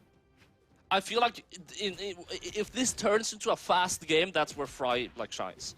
Like Simple, I would say, like when it comes to the weapons that Simple is on, Simple's weapons might be a little bit better at, you know, having a faster pace, especially the battle boots, of course. But Fry, I feel like I know Fry more for that than I know Simple for that. You know what I mean? It's kind of a gut feeling. But Simple so far, he has been taking a higher pace, and he's been doing so very, very well so far. And I think that's working exactly that well because of the way battle boots are right now. And I'm just looking at it, Simple has so much control. Once he hits you, he just keeps it going. And that's exactly why the pace is all of a sudden so much quicker. Because battle boots is a weapon where if you can keep it going, you will keep it going. there is no questions asked right there. And Fry seemingly is just struggling to adapt quite a bit to the battle boots, going in as much as they are, considering how slow comparably the first game was. I think he's going to need a minute or two more to quite adapt to that. Yeah, for sure, but Fry is still able to make a lot of great things happen. You know, you might be scrambling about, having a hard time adapting, not really sure what's going on, but still in those moments of doubt, Fry is able to recognize a lot of these punishes, and he's able to deal some damage when it matters. For sure, and I want to talk about some drip here real quick. I remember, I don't know if any of the viewers know this or they were there, you once hosted a drip contest. I did indeed. Yes. Now, looking at the drip of Simple, we already know Fry's drip. He's been rocking this for a long time. What do you think about this white Tesca with the Skyforged battle boots? Oh, both of these drips are incredibly boring. Nothing, like, I haven't talked about the drip so far yet because there is none, Addy. I'm gonna keep it real with you and I'm not gonna lie to your face. I'm not gonna sugarcoat it to the Twitch viewers. We all know there's no drip here. Friday, so maybe he has a little bit with the Enchantress, but you know, even then he's kind of relying on the fact that it's a really good skin. For sure, man. And as you go on that rant about drip, I think Simple was a bit enraged and outraged over your statement of him having no drip. So he just decided to end the game real quickly and show you why his drip is seemingly superior. Yeah, he obviously wants to prove me wrong. That is definitely why he won. For sure. And going into this next game, Wait, what? Wait, what? Fry! You need to calm down. Somebody needs to call Fry, and they need to tell him that everything is going to be okay because he has resorted to psychological warfare. This is the first. Sorry, it's not the first. It's the second mirror with Munir and Pavelski having one earlier on Jaehyun. But Fry is on the Tesca. Now Fry, keep in mind, when you think of Fry, of course, you think of an Enchantress, but Fry is good at gauntlets. Like, Fry has actually played gauntlets. He knows how to play gauntlets. For sure, as there is a Mordex, which he has played quite a lot. I believe his Mordex is actually pretty high level. But I'm seeing the Gold Forged Battle Boots, which so far, oh my god, Simple winning hard off stage right there. I don't know what to expect yet from Friday's old battle boots, as he did just lose off stage there, but that may not have been an accurate representation of what is about to come. But we'll see what Friday's old has cooking up on the battle boots. We will indeed see what he has cooking up on the battle boots. Great signature! Okay, a little bit of a curveball. Simple wasn't really that prepared for it. Now over onto the battle boots. Fry is playing well. Indeed, that offstage is going entirely different than it did earlier. There's more damage buildup going on, and Simple misses that seemingly free ground pound, as Battle Boots ground pound is a bit hard to space compared to the Gauntlet ground pound. It is deceivingly so. But right now, Fry is suddenly winning the offstage, but he's still quite far behind damage-wise. If he doesn't get the KO here on Simple anytime soon, he will stay one stock behind, but he does manage to get that little bit of an edge right here and now, but he needs quite some damage here before he goes down. Otherwise, Simple will still maintain that one stock lead. He will indeed get that lead if Simple is able to get this stock off. Fry on the gauntlets, great nair coming out, catching yet another one, throwing him off stage. Of course, this is what Fry prefers, having their opponent off stage, but Simple is going to be able to find the KO relatively quickly. Now, more so, you've talked about Fry being quite skilled at the gauntlets, or being used to the gauntlets, which I reasoned for being the Mordex. But so far, he's been doing more work with the battle boots, honestly. Yeah, the battle boots from Friday Soul's part are looking great. He's keeping it going. Second ground pound would have been a KO, but unfortunately, it's not going to be connecting. And Simple, I mean, Friday Soul, he might be a little bit shaken up by missing that edge guard. And Simple, he's giving a spark of hope as Fry messes that up. It's looking like Simple is riding a wave of confidence right now. Now, we gotta point out, right? Friday Soul, he streams all of this on the side, right? And I check in there from time to time. Obviously, I love not just Fry, but I love seeing whenever players are streaming. I love seeing their perspective. And when I look over at Fry, I just see this guy having fun. He's laughing. He's making a joke out of everything. So I don't know if he's taken this set entirely serious, or at this point he's just memeing a bit with that Tesca pick. You know, you can't blame him. I never say that a player is trolling or a player is trying to mess around, because like, how rude would that be if they're trying their heart out and you're just like, oh, who is this guy? This guy's being a clown. He's goofing around. And this guy's over here. You know that meme of the speedrunner? He has like sweat running across his face. You hear his keyboard. He's smashing his keyboard. They're playing the game like that. And you're calling him a clown. So, you know, I wouldn't be too quick to say that anyone is messing around, but let's just say that maybe, hypothetically, metaphorically, there could be a parallel universe where this is true. That is quite the diabolical choice of words there, Polymonto.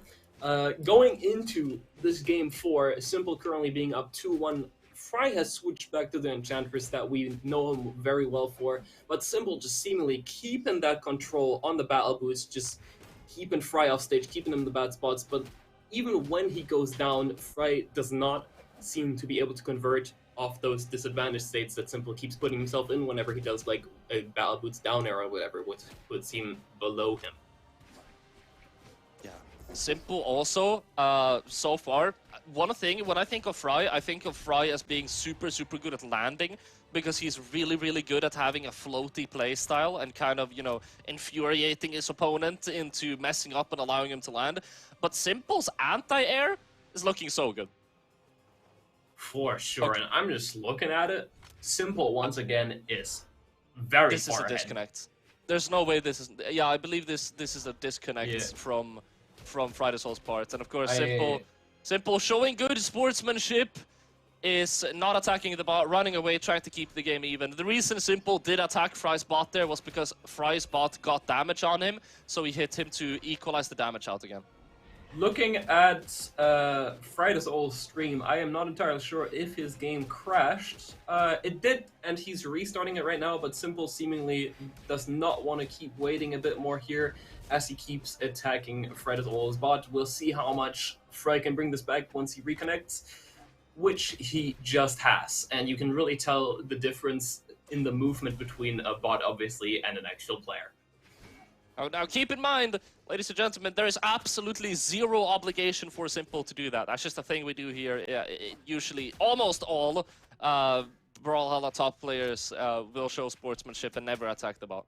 Obviously, that's respect for each other. That is pure sportsmanship. Nothing about it in the rules. Nothing about it in the rules. Just fighting game culture. You gotta keep in mind, all these players are playing for money. We're on top 8 here. They're just playing to double the price that they can win. And them waiting for each other is such pure respect, because they are playing for hundreds of euros here, and they just decide to wait and potentially lose the game. Yeah, Simple in the full stock lead now over Fry. This is going to be a absolute mountain to climb for him, and it is going to be a humongous task. But like we said earlier, whenever people doubt Fry, that's when he becomes the best player in the world, and he has the offstage, and he's able to get the KO super efficiently, evening out the stocks. This is it. This is Fry. Fry is leveling up. This is Fry the Soul 2.0. You know, that quick little restart match, I think that was Fry starting up the engine again. You know, sometimes your PC overheats, you gotta give it a quick break, and I think Fry's engine was running out of steam right there, so you give it a quick restart, put in some new fuel, and now he's back with that fresh heat right there. He's steaming hot. Fry is looking so ready. He's looking for these stairs, but Simple finding a ground pound. Second one, third one. Weapon throw is ineffective. But Fry with the dare. It gives him the chase dodge. He tries to go for the KO. It's ineffective, but he is still in the game. That is something that will always get me excited. Someone that should be gone, should be out of the match, getting back really closely with a chase dodge like that. Frida's all is still in this. He can still win this. That was insane. Ladies and Highlight coming out. gentlemen. Soul is looking for the KO. Simple. He's clinging on to hope now. He is so close, and he has been so close for the longest time. And he's like, why won't you go down? And finally, he will.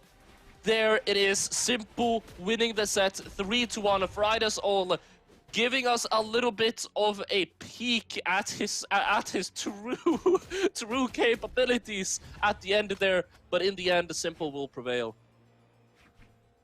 Sir, Simple prevailed, and I do believe after the set we will be switching casters, aren't we? I do believe so, indeed. We have some really, really goated casters to take over from here on out. Of course, there's so much more Brawlhalla to watch, so much more Brawlhalla to enjoy. We are just getting started. We have still Pavelski and Defy in winners finals. Munir going up against Machete, and then the winner of that is going to be facing off against Simple.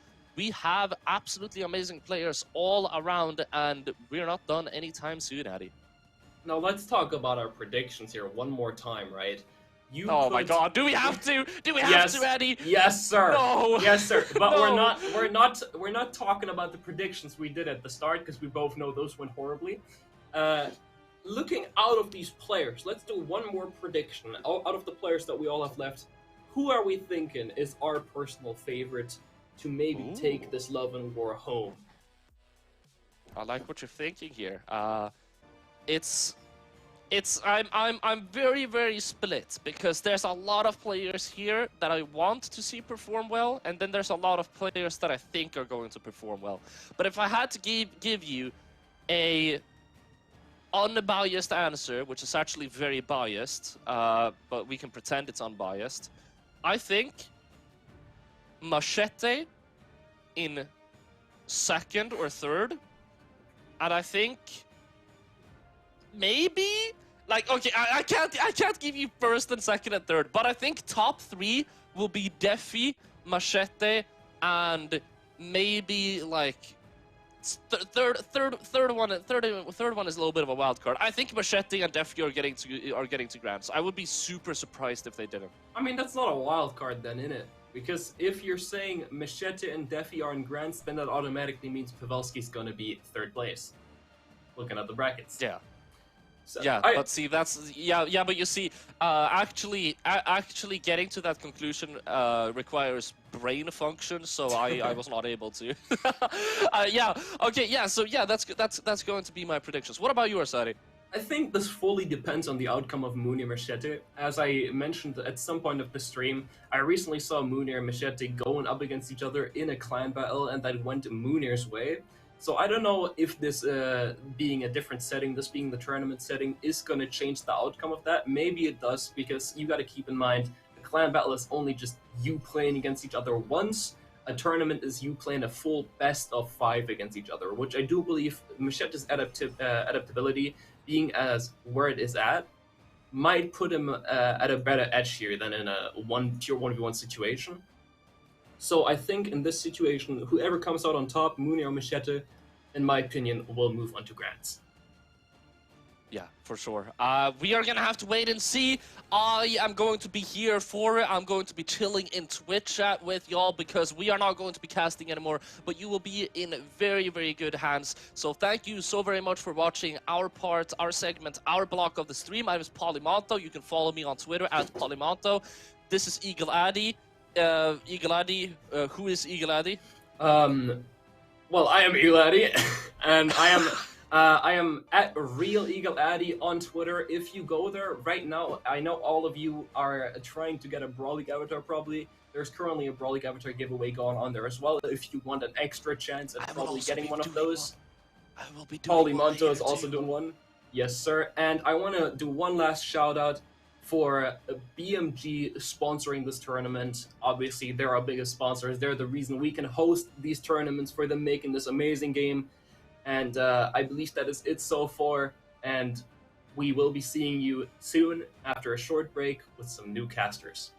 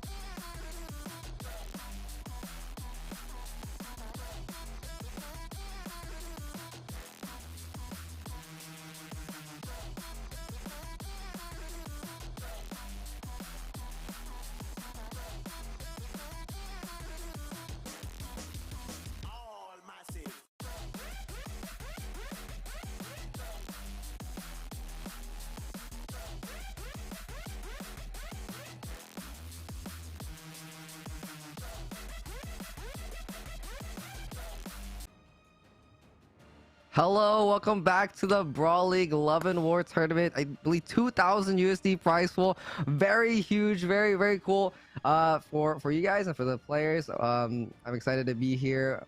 My name is Senketsu and I'm joined by the legend Lockin over here. How you doing, man? That's the one. I'm good. I'm ready to see it. This tournament's been interesting so far. There's been a lot of upsets actually. Yeah. And yeah, top 8's looking very interesting. We got Defy versus Pavelski. That's not the set we're doing right now though. Yeah, but that's like a top 4 match. Defy in top 4 is crazy. So it's we got interesting matches ahead of us. For sure. We saw Fry play against Simple earlier. Almost a comeback with the Scythe. We had some connection issues, but it is what it is. The Tesca came out on top with Simple, and he's moving up over on loser semis, and we're gonna go watch Munir and Machete now, which is I don't know. I'm pretty excited to see that too. We saw Machete pop off in the last winter's tournament as well. So and we've seen Munir a lot in top 8 too. So I don't know. Moving forward, I think I don't know who's gonna take this one, but I'm kind of leaning over towards Machete a little bit. Yeah, I mean, fresh off of winning winters, right? Like you got to lean. Yeah. At least a bit into Machete's favor, but Munir has been like grinding the game. Munir's been an up-and-coming player for such a long time now, and it's like lately I feel like it's really showing good performances in 2s, and I mean he's a top 8 in this tournament in 1s. Strong player in both games. Just like all around, he's getting way better. So yeah, I wouldn't be too surprised if he beat Machete, but yeah, like you said, I'm leaning into Machete's favor. Yeah, you never know, man. Munir's been popping off like you said, and the Surrey, I don't know. Surrey's a pretty tough character too, but against Battle Boots, we'll see how it goes. So yeah, I think we're ready to get into this next match here, but don't forget, guys, that this stream is sponsored by Brawlhalla, and the legends at Brawl League work very hard to give you guys the best content possible. So make sure you show them some love, and thank you again for having us. But yeah, let's get into this. Let me see. I think we're waiting for. Oh, okay. Munir's back. We were waiting for Munir, but yeah, the Surrey Tesca matchup, man. Yeah, there's been a lot of talk about Europe and Battle Beats. Like our region is not good against Battle Beats apparently. But I don't know. Let's see. Since winters, let's see if we've improved at all. NA, you don't really see boots, honestly. But EU, the amount of Battle Beats this tournament. If you go back and look at the bracket, everyone that's reported their characters, at least 80% of them are playing Tesca. So it's like, yeah, we will learn one way or another. But we'll learn the hard way, I think, eventually, how to play against this weapon. But let's see if Munir's got it down. Let's see how it goes. But yeah, Battle Boots is going. We've seen a lot of EU players play Battle Boots, like you said. We'll see how Munir takes it here in game 1. We're going game 1 of the set on Small Brawl Haven. Let's get into it. Yeah, Azuria, another like very popular pick. So I'm sure both these players have played against each other's characters multiple times already this tournament. So it's mostly just going to be down to just a player diff, I think. What player has more experience versus the other? So we see actually Munir popping off a lot more here, playing very aggressive with the guitars early on, getting that recovery and the down air as well. You know what? The Zuri versus Tesco off stage is going to be fun because they're just the same SIGs. They're both those N SIGs. Yeah, those little grapples. Minimum 6 dunks happening in this game. Okay, well, there we go. Beautiful grapple coming from Machete on the Battle Boots, tossing, getting that weapon starve, but we see Munir on sword. He's trying to get a guitar instead, though. Yeah, dangerous game at the top here. Tesca is such like a vertical character. Like he I don't know. But then at the same time, that Battle Beat sidelight is covering a lot of that stage horizontally. Small Brawl Haven, it might even cover the whole stage of a dash. So I don't even know. Munir's just gonna have to find his way around that somehow. He started off very strong, but you know, he's able to Machete was able to bring it back here pretty quickly. There we go. Kill confirmed with that GCD light recovery. Very well played by Munir, but Munir is in red right now, so it's not looking too good for him. Qatar's a very good, you know, like if you're looking to build damage, I think Qatar's are up there as maybe the best weapon at doing that job. So yeah, if he's gonna come back on any weapon, it will be Qatar's. It's just about finding the KOs, I think. For sure. Ooh, nice end light. Oh, that kills, Lock. That kills. That's a Small Brawl Haven. This is Small Brawl Haven. You're right. I feel like Munir needs to find these guitars and stack up this damage early on, and maybe go for, I don't know, like the sword earlier for a confirm, or just even pop off more of those. I feel like he might throw this away, but he's getting comboed Oh, like crazy with the battle boots right now. Oh, what my again? God. Please don't get by another D-Light. Okay. Oh, How do you I'm play surprised- against that? I don't even know, man. I'm surprised Machete didn't like go. I don't know. I feel like he had the KO, but he decided to go for recovery instead. That's how many D-Light stairs have we just seen? I don't know. This D-Light whole there is stock- such a strong okay. option. Oh man. Wow, very well played. So that Dang. first game was it's not looking too good for Munir. You never know, the adaptation. You know, we're in best of 5 sets, no best of 3s. You know, he's got time to work out how to beat this weapon. Yeah, A yeah. greatsword might be the answer, I guess. It might be the answer. So we see Munir switching over to Jae Yun here, opting that Qatar out for the greatsword. That might be more in his favor. Maybe he's more comfortable on the greatsword here, but I feel like Teska's such a fast character, and if he's not getting these reads on the greatsword, it could kind of bite him back. Yeah. I don't know. I mean, greatsword, I feel like even if you don't have the download on your opponent, you can just catch so many reads just because like one option will cover like most of the dodges, right? It's like, Yeah. but there we go. Oh my god, beautiful reads coming out from Munir right now on the greatsword. There we go. This was. And I again- feel like this is definitely needed here. Good switch up from Munir. Looking at like Pavelski's greatsword earlier, I was seeing that coming out. A surprising amount of greatsword actually in this tournament. Not a weapon you see too often in ones, but we've seen a decent amount today. Yeah, which is good to see. Nice, nice confirm with the greatsword there on Munir. First stock going over to him as well. It's looking way better for him this this game of the set. 100%. Oh, And that's going to be the side sig. oh the casters. Ooh, Yeah. yikes. Good side sig. The gauntlet sigs are really good too. Like off stage, you're talking about that end sig earlier. It's so good. Battle boots, but he's hovering those battle boots. Those D-Light Sares are just such a good option and reach so far. Battle boots is really strong right now, and Machete is taking advantage of that for sure. Yeah, I think honestly, Oh yeah, my greatsword is God. working out really well. It's I feel like doing both really these well. two weapons are the most like understood weapons, or that's definitely not a word, but you know what I'm trying to say. Yeah, yeah. Like, there's so much counterplay, I think, to both these weapons, but just because you don't see them, well, you see battle beats a lot, but they're new, so you know. But greatsword, Yeah. just 'cause you don't see it a lot, people don't really know what you can do and how to escape strings. But like a lot of the time, if you've ever seen the Hardy MJ propaganda on Twitter, you will know. Yeah. There's like, you can fast forward, jump, you know, wake up out of so many different things, but we'll see if Machete starts incorporating that. Yeah, the greatsword has so much potential in the right hands, like Munir and Hardy MJ, like you're saying. Good good knockout on the last stock to even out the stocks here on Munir and Machete's side. But again, it can go either way. But the greatsword has a lot more play here, I'm seeing, than the Qatar, and there's a lot more of momentum on Munir's side. He's getting a lot of these hits in, which is very good. Oh, Okay. I think it might be the extra range that's really helping Munir with the greatsword, because the Qatars were like a very close range weapon, right? Like you have to really get in, and battle beats are so oppressive in that kind of range. So to have greatsword where you can kind of poke from further away, and then because it's like he gets one hit with that greatsword, and he's getting at least 2 more every single time, like per engagement. yeah. And it's really working out for him. Those follow-ups are really good on Munir, and he tries to go for that sword recovery to finish out the stock, and That's there's a gonna do neutral it. sig.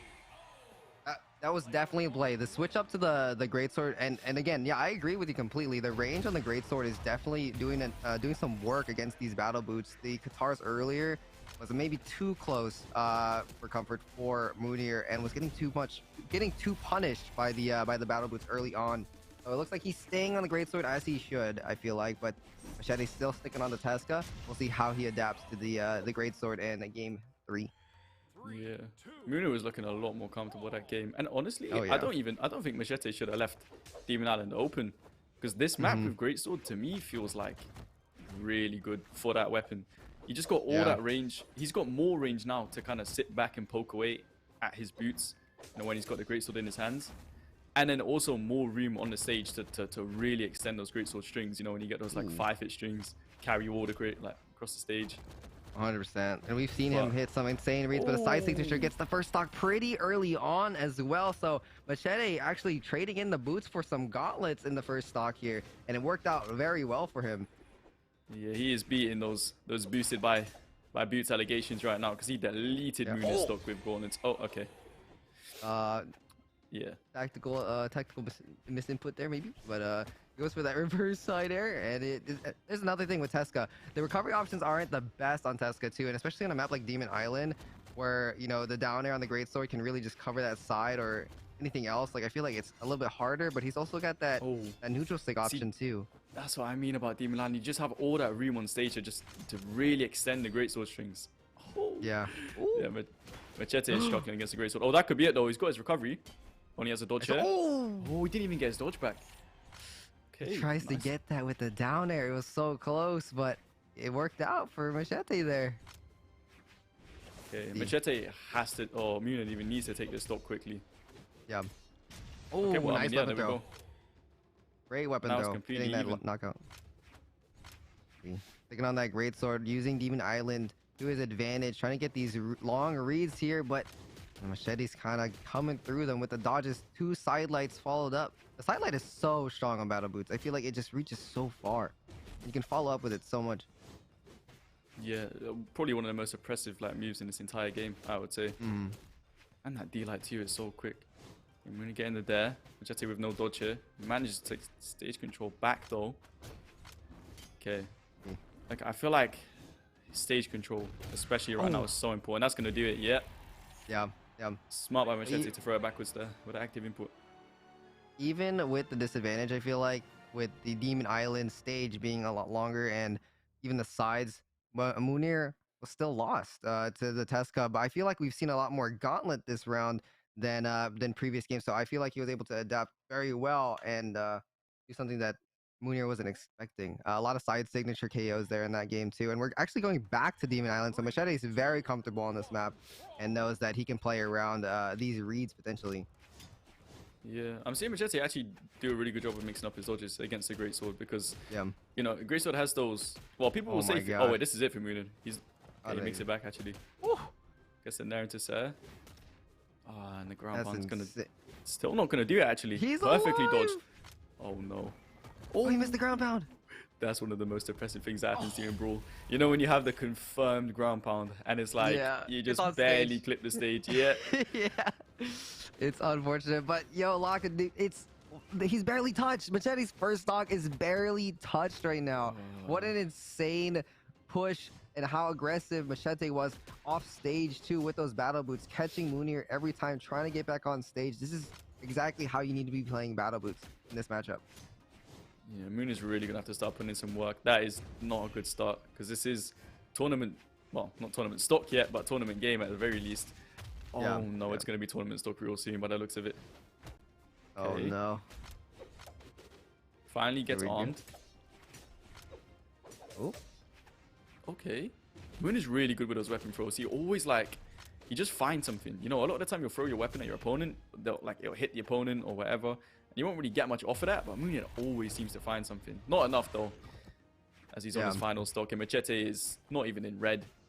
Yeah. I feel like Machete's sitting pretty comfortably this stock here, and this is his tournament stock too. So I don't know. I feel like Machete did a really good job, like you said earlier, just adapting and switching up those dodges because he's not getting red at all. Oh, the nice use of the neutral sig there.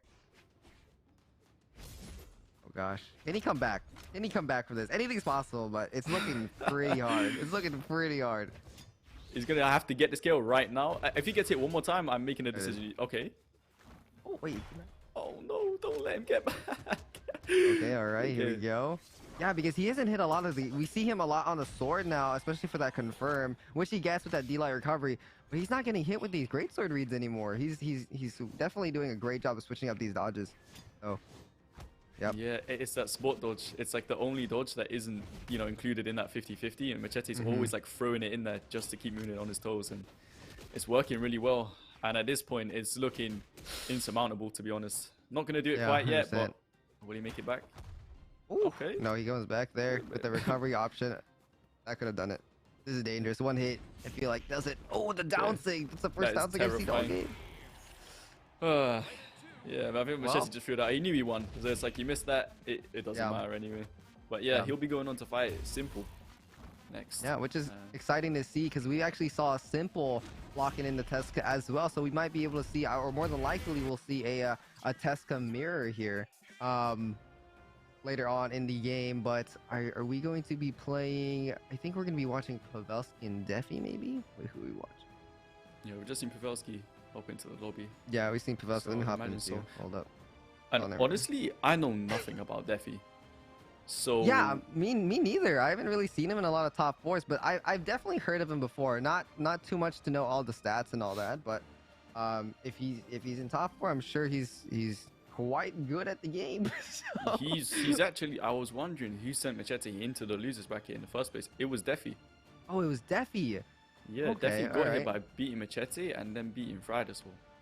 Yeah. Okay. Yeah, and Fry definitely popped off this top 8 as well. He got 5th, which is great, which is awesome. And so Defy is looking like he plays a Surrey here. We saw the Surrey versus Teska matchup earlier on. What was Pavelski? You said Pavelski was playing a lot of greatsword earlier on. Did you feel like he's gonna play that moving forward in this matchup against Defy, or do you think he's gonna go to another legend?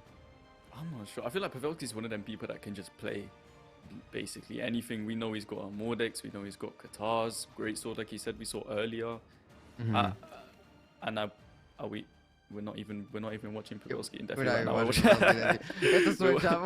Yeah. I think we're watching Simple and Machete. I think, which is what we were talking about earlier. The Teska mirror. I'm super excited to see that as well. We've seen Machete pop off on the Teska. We've seen Simple pop off on the Teska. We'll see who's gonna be the I don't know, the reigning Teska here. But you know, Machete holds that Winter Championship title, and who knows? Maybe Simple might not play Teska. Maybe he'll play like something like Bodvar or Val or whatever. You know, who knows? I do want to see the hammer come back. Like it's Yeah. it's too classic. We all know Simple for the hammer, and it got a buff loss patch. You know, Yeah, I yeah. feel like the majority of people wouldn't say it's back up there again. You know, like top 3, but it's good again. I would say. So Yeah. maybe we see that. Maybe I'd love to see the Simple on Bodvar again. That'd be great. Like you said, it's a classic. So, but I don't know. I think he's been hovering a lot of this Teska, and I feel like you said earlier, that like a lot of EU players have been giving Teska a feel, trying to play more of those battle boots, and a lot of people don't know how to play around it just yet. So, and as we're seeing in these previous games in these sets, it's the edge guards and Machetes just completely denying people on the stage. That last game was a 3-0 as well. So against Munir, who's been popping off all these tournaments in a row. So I He don't won know. one game, right? Or am I Yeah, tripping? yeah. Oh no, he did. Yeah, it's 3-1. Mhm, But yeah, it was quite a dominating showing from Machete. Boots Yeah. mirror will be interesting to see. I feel like I really want to see the boots mirror. I really want to see it. But okay, we see Simple in the lobby now, joining up, Yeah, and we okay. do see the boots mirror locking in. They are banning Teska. maps here, and I think they might go for small. Yeah, small brawl. Yeah, okay, yeah, this match is gonna be over quickly. I think. it's gonna be quick. It's gonna be fast. It's gonna be a lot of kicking, and just boots, just boots. Just boots. You would think by now, you know, especially with just the sheer amount of boots, like people would have adapted to it, right, and learn a lot. Because it's weird how you don't see it too much in the other regions. Yeah, yeah. You see mainly in EU. Yeah. So I'm not sure about that. Does that mean EU are bad against boots, or does that mean EU are good on the boots? Really is good the question. on boots. Yeah. Maybe. I don't know. I would like to say that they're just really good on boots, but okay, And going for the Simple DC actually side. has like a pair of gauntlets as well. Yeah, Like yeah, he has like a very practiced set of gauntlets on the Mordex as well, even. yeah. And the Petra I've seen Simple play a couple times. I guess crossing over from his fall in the past on Hammer. So I wouldn't be surprised if Simple won this. But Yeah, Machete is Simple is- so far the king of boots. He is so far the king of the boots, and he's making it happen right now too, stacking up the damage. And again, the edge guard, Machete's edge guard with the boots is so good. He catches them every time. Simple's in such a big lead earlier on the gauntlets, and now I don't know. Machete switch over to the gauntlets. Was that right? I think he knows. He's going back to the battle boots to try to get that confirmed. Can Simple close out? What was that? That was like a Rocket League pinch in against the wall. Oh, he goes for the active input on the side air there. Oh, the weapon throw closes it out. Machete closes the gap on the advantage on Simple and takes it back, takes that lead back. Very well played. Okay, still not gonna do it. There we go, grabbing a. Nice. Yeah, we see The Simple gaunts. on the gauntlets more. I lied. Okay. Just Okay, to say that. I'm surprised he did switch there though, because his gauntlets, I feel like I've been putting in way more work than the boots so far. Oh. Like he Yeah. doesn't look. Okay, I'm gonna. Yeah, like he just dropped the. Yeah. He like he said. got the side air, yeah. He doesn't look too comfortable on the weapon. I wouldn't be surprised, honestly, if Simple swapped. Maybe if he doesn't win this game to a different Gaunts legend. Like Val or something like that, or Yeah, like the know. Val, Mordex, Petra, yeah. something Oh like my that. gosh. Okay. Machete is Oh, he's- quite literally just juggling this man with neutral airs. When's the Battle last time boost. Simple touched the ground? He's Oh not touched the my- ground he yet. That hasn't, whole stock, he is that whole not. stock. Jeez, dude, the potential and the power of boots. You know, I think Machete really does a good job of displaying how good it is. Like he literally juggled Simple off the map, the entire stock. Okay. Okay. If Machete keeps playing like this, because keep in mind he's going to the Royale I Yeah, don't even know yeah. when it is soon, right? Yeah, it's He like could- March he could 10, win the March whole thing. 11. Yeah, he could. Yeah, Battle Boots. If he keeps playing like this and juggling his opponents, like I don't know, it's just let's for the down stick option here. We see double gauntlets, Okay. nice side signature, very simple. He could potentially bring it back. We've Yeah, I was seen gonna like say. crazy Tesca plays. Definitely can't count him out. Especially with that Tesco, like, and it's more Brookhaven. You know, you get one thing going off stage, and it's over. Okay. That's over. Yeah, D-Light Cider, man. That D-Light Cider is such a good option, man. So much force behind it as well. But yeah, first game goes towards Machete in the set. But you know, it was quite close. It was you know, one stock, and you can't really. It's with a mirror, with a Boots mirror or the Tesco mirror. I feel like it goes either way. Like it can go either way. Simple was starting off super strong on the gauntlets, but Machete came back with that second stock where Simple never touched never touched the stage. That was insane. Yeah, Man. literally for like the whole stock. That was just incredible, like stage control and juggling from Machete there. Mm-hmm. But Very impressive. I don't know. Either Simple needs to just rely, I think, more on the gauntlets, or the boots are gonna have to like really step up, because you're Yeah. challenging Machete on this legend that he is clearly very good at. Like Yeah. you need to be just like doing something better than Machete is, right? Mm-hmm. Yeah, Machete looks so comfortable on the boots. Like he's getting these hits and he's edge guarding so efficiently, and he's so accurate with these hits for sure. There we go.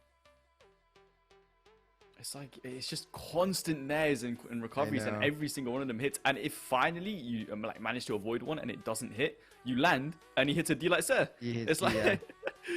The options are crazy. Here we go. Simple going for that D-Light there, letting it hit. And he edge guard. Nice Oh. neutral sig off the top There of we go. stage. Very good. I didn't see what damage Machete was at. I feel like that killed very early though. I could be Yeah, wrong. yeah. I definitely think that he had more damage stacked up on him than Machete did. Machete on the gauntlets might throw this out potentially, going for those battle boots. No Okay. options here. Oh. Oh my god! That was Oh, scary. He nearly drifted off the stage there. That was terrifying. I think he thought he had another jump, hurt. or I don't know. Ooh. Okay. The ground pound. Okay, all right. Quick little ground pound to steal the deal on the first stock on Simple's side. Simple only, or Machete only in the yellow here. Good edge guard from him as well. Simple needs to find a weapon here. Probably the boots. Yep, there it is. Okay. Nice Yeah. sunlight. Simple can definitely bring it back here. Simple plays Boot a lot like he plays like Bodvar even. I feel like that's crazy to say, but he's so like Yeah. like you see Machete is just throwing out moves, right? Like he's very accurate with them. But like Simple's just kind of standing there. Like you just saw that he would just stand still and just really take his time and like place those moves perfectly, right? Like I Yeah, don't know. yeah. It's interesting. So I was looking for another NSYNC from Simple there, maybe. yeah, But yeah. he didn't do it. He was. I'm so nervous off stage. Like I just don't know what's gonna happen. Oh, nice recovery there, but not quite enough. They're both so low. That doesn't quite do the job either. Jeez, these boots are going crazy. They just one D-Light does it. There it is. Okay, that's gonna be it. Right? lied. No? Dang, they Okay. are just neck and neck here right now. Nice side air unarmed from Simple. Who's gonna take it? Oh, beautiful recovery under the side air. Very well played. Oh my gosh, this is Simple. This is I just think another level bit. yeah. Simple could definitely win this game. If he doesn't die early, which let me not curse him. I think I cursed him. He might have cursed him. Oh, he went for the. Hello? Where's he going? He's back. Okay. No options though. Okay, nice side air. Yeah. Okay, no, that's gonna be Nice. it. See, I was I gonna feel like- say I if don't he know. could just keep poking at him and build up damage slowly one by one, then you know he could like really easy win that game. But Nice. He did So- enough. Yeah, nice damage there on Arm to come back up. And Machete is a demon right now and following up with so many hits. He extended that first D-Light, I feel like. Just, I don't know. Battle Boots, you can play off so much. You always hit like way more. You hit either one or you hit like 4 or 5 Yeah. moves afterwards. It It's never stops crazy. at one move. Because the thing, even if you get hit by one move, it feels like you're getting hit by 10 moves, right? Oh yeah, for sure. Like that. Like the Oh. end light. It just. That could have been it. Ooh. It Here we still go. could be Here we it. go. See if you can confirm. Yeah, the damage is quite even. Another ground pound on stage there. And a D-Light side air. So much force on the ground pound seals the deal as well. Machete gets the second game of the set against the simple Tesca mirror. This is man, that was a lot closer than game 1 for sure though. It could have gone either way. Could have gone either way. So we'll see what they do. Do they go back on Small Bar Haven? I don't know. It's just Machete just has no fear. He just runs He at does Simple not. and attacks, and I just don't think Simple expects it. You know, like I Yeah, said, and it Simple's hits. playing It hits slower. every time. Yeah, he's trying to like wait a little bit and just kind of, I guess, parry him more and kind of wait for him to attack first. But he's attacking before Simple even expects it. Like it's just he's just running up and attacking him. Yeah, Even and that maybe sideline to that's- open the game. Maybe that's how you're supposed to be playing Tasca. You just no fear, get in the face of the enemy, just kick and just close He's your just eyes, holding you know, I don't forward. know. He's just, Yeah, he's it's holding just hold forward. the W button, you know what I'm saying? Oh my Just get in days. there. Jeez, just like we're talking about insane aggression and the taunt coming out from Machete. Early kill coming out with those battle boots. Insane. Machete's so comfortable and Oh, confident. A no. down signature. He threw him back on stage too. He didn't throw him forward. But I don't know, No, Machete. you know why he went for it? He went for the chew combo, the D stick. If you reverse it, Oh. it's chew into D light, and he went for that. Oh But I my think Simple might have God. been like a Didn't tiny know bit that. out of Where the, the out of the damage would be. damage range. Yeah, yeah. Damn, Machete is really popping off. The momentum is still carrying forward. He's still hitting these Simple hits. can't do anything. He just can't do anything. Oh Like, my gosh. when he's on the wall, he can't find his way back onto stage. When he's on the stage, he can't find his way back to the ground. Machete is just controlling every single aspect of this game. Okay, There we go. Nice this gauntlet. could be a confirm. Okay, not quite. And you're and right, Simple's just- completely. Like, he's juggling so well on stage and off stage. He's just like pushing him way further away from the stage as well. Like the map control and the stage control is insane from Machete's side. Yeah, it's just not playing to Simple's pace at all. It's Simple. It just looks like he's having too hard of a time adapting to that. But I don't know. Oh, here we go. Okay, Nice this D-light has big side air. potential. If he gets a KO here, oh, He gets that. And take with the ground okay, pound. he barely touched. He's gonna find his way back. That was it though. And look at the damage actually. Machete is like nearly in red. He's nearly evened this Yeah. up. Oh, Which is and light.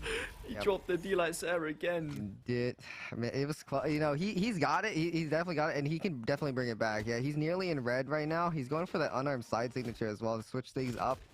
But a D-Light into the weapon toss. Let's see what happens. Oh, Simple Machete just threw out like 5 attacks in a row. Like just no pause in between them. yeah.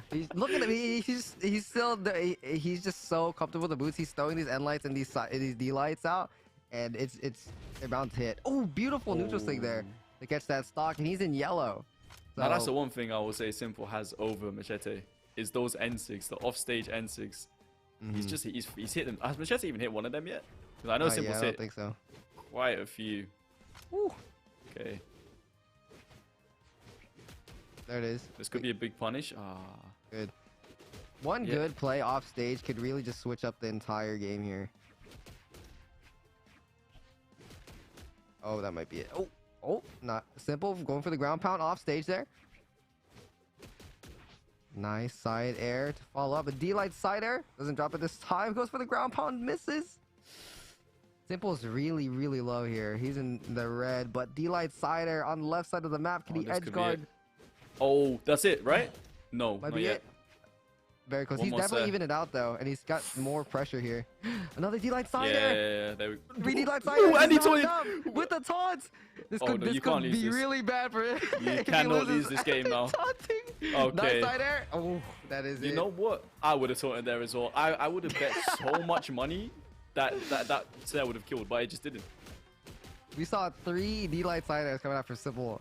3 amazing punishes for him trying to get back on stage. The D-Light catching every time with a good side air follow-up. Like, it's just, the force is just, it's crazy. It's great. It's insane. And Simple really took advantage of the boots there and got his first game of the set. So he's on the board. There are signs of life here for Simple in this set. I would love to have seen like the damage graphs of that game because Machete started out so strong, like, and so fast as well. And then Simple just slowly brought it back like during the course of the whole game. Managed to squeeze that win out, but he could bring this back. He is down 2-1. It is still a tournament game for him, but maybe that shift in momentum is what he needs. It might be, and you know, we see Simple maybe going for more oh, he ran into the end lane, but he's going for more punishes, kind of throwing some more attacks on there, connecting. Nice ground pound here, maybe for a neutral stake. Another ground pound. We see it confirm here. Oh, tries to go for that neutral stake, but misses there. It's like, would I be crazy to say Simple's... Okay, you know what? I think I have so much trauma from last patch before that Sim got nerfed that I was ready to say, that's his stock done, but that neutral sig was crazy pre-patch. It was crazy. I think it was like an instant. It was always a KO off the side. Literally.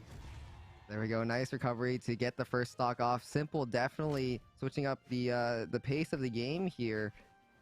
And he might be able to take this and bring it to a game 5. I think Simple was playing patiently before, but he wasn't hitting those punishes. He was dropping a lot of those D-Light stairs, but now he is hitting those punishes. And let's go for the deep ground pound here. Oh no. Okay. Yeah.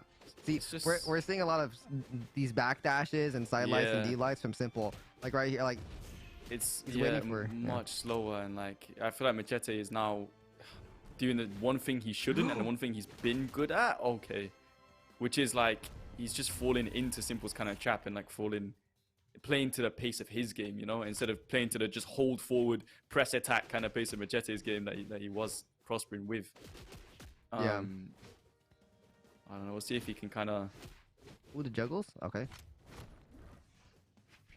Yeah, and you're right. I feel like it's definitely a lot slower now. Machete's hold forward, hold W kind of mentality kind of slowed down a bit because Simple was hitting a lot of these punishes. And now Machete is in red, but can he come back from this? He's got Simple almost orange here, pretty much an orange. But a side air does the job. Simple is definitely adapted to Machete's playstyle, I feel like, and this could bring it to a game 5. It's like just that KO, you saw Machete do like 2-3 backdashes before trying to go for an attack and then getting punished for it. He would not have done that earlier in the set. Okay, even in the up straight away though. That was huge for Machete. He grabbed that side sig far too. Okay. Oh, nice D-Light recovery there on arm and another D-Light side air. Going for the reverse ground pound there.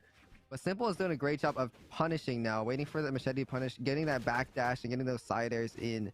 Stacking that damage up and getting that knockout in the end. I feel like that's super important with these mirrors. Whoever gets those hits first. Okay. Yeah, it's just, I feel like there's one player you're not going to be able to beat at this kind of slow, methodical game. It's Simple. Like, he's mastered it. Yeah, for sure. Look at these punishes. Yeah, he's hitting every punish. Oh, down stake almost takes him out, actually. Machete's still in red, though. That was really dangerous for Simple. He managed to mix up his landing enough, so Machete couldn't catch it. Oh my gosh, that's dangerous. No dodge here? Okay. He's on gauntlets. He's not on the battle boots, so it's not as easy to do just a D-Light side air. But an end light might do the job, and it's a game 5 situation, Lockett. Oh my god, he brought it back. He brought it back. It's not looking good for Machete, I'll be real. Yeah. Because I feel like like the longer the set goes on as well, I guess like the less energy you have. You can literally see it in Machete's gameplay. It's like he's moving slower. He's not playing like you said, and like I said, just holding forward and attacking 24/7. Yeah. And now it's just gone to one more game. This is the last game of the set too. It's game 5, so it's whoever wins this is the tournament set, or potentially someone's tournament set here, or match.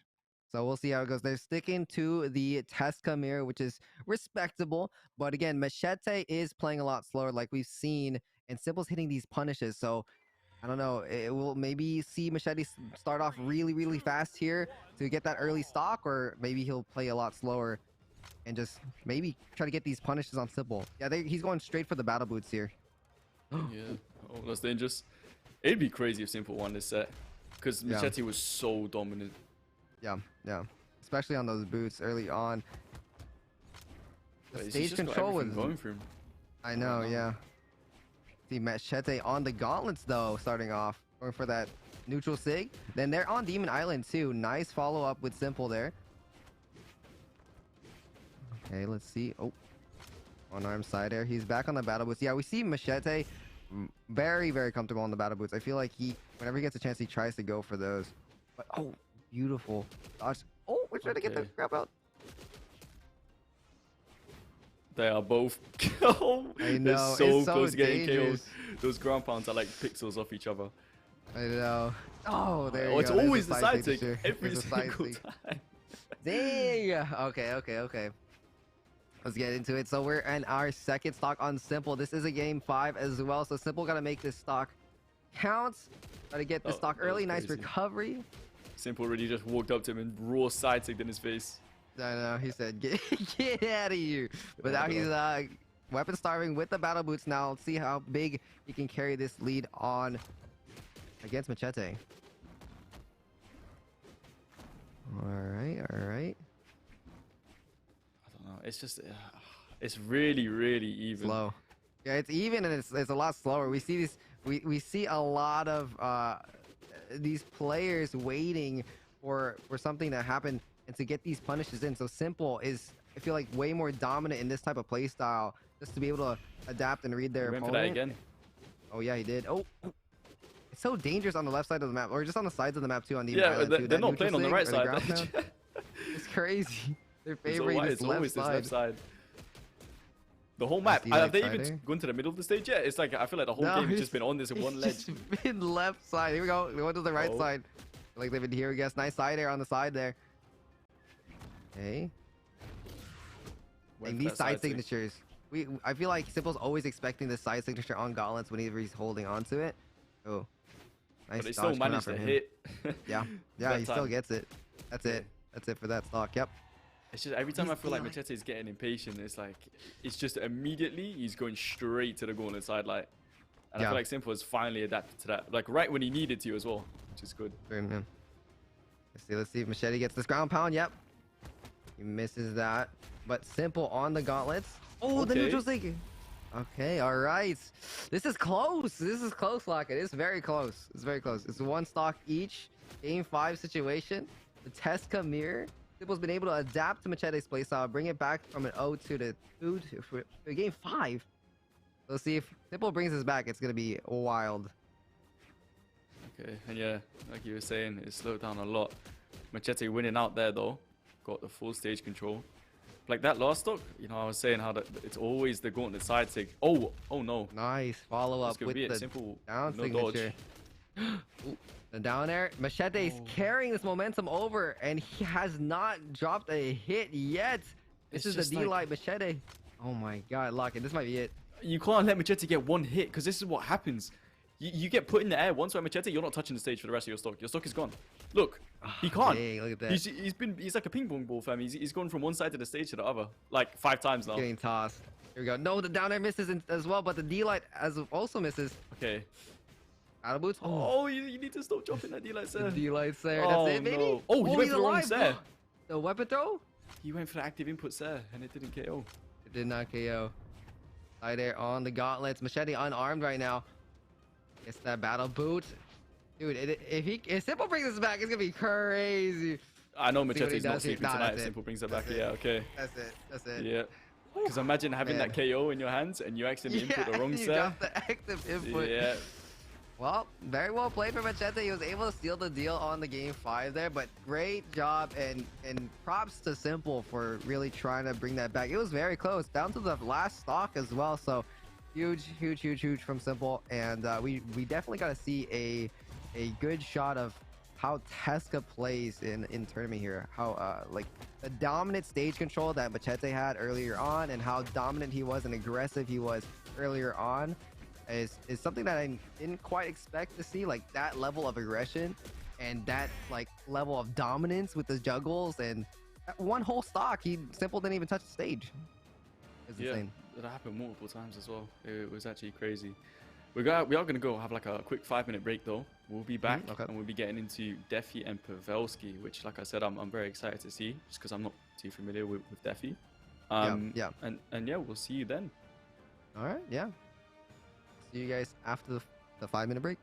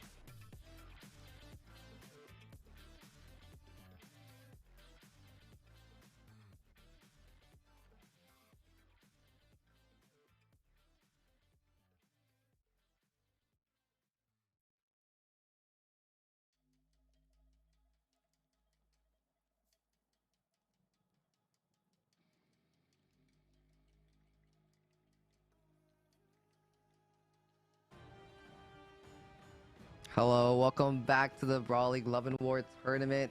Again, we've got a $2,000 prize pool for this weekend. We're doing some Brawl League avatars in the chat, and we are beautifully sponsored by the legends at BMG as well. So thank you guys for that. We're getting right back into the game. Lock-in. We're seeing Pavelski and Defy next. What do you think about that? Once again, I don't know what to expect. To be honest, Defy's got the Azuri locked in. And wait, did Pavelski just look it? No, he's in the lobby, but not chosen a legend yet. I want to see the greatsword. That's what I want to see from Pavelski, I think.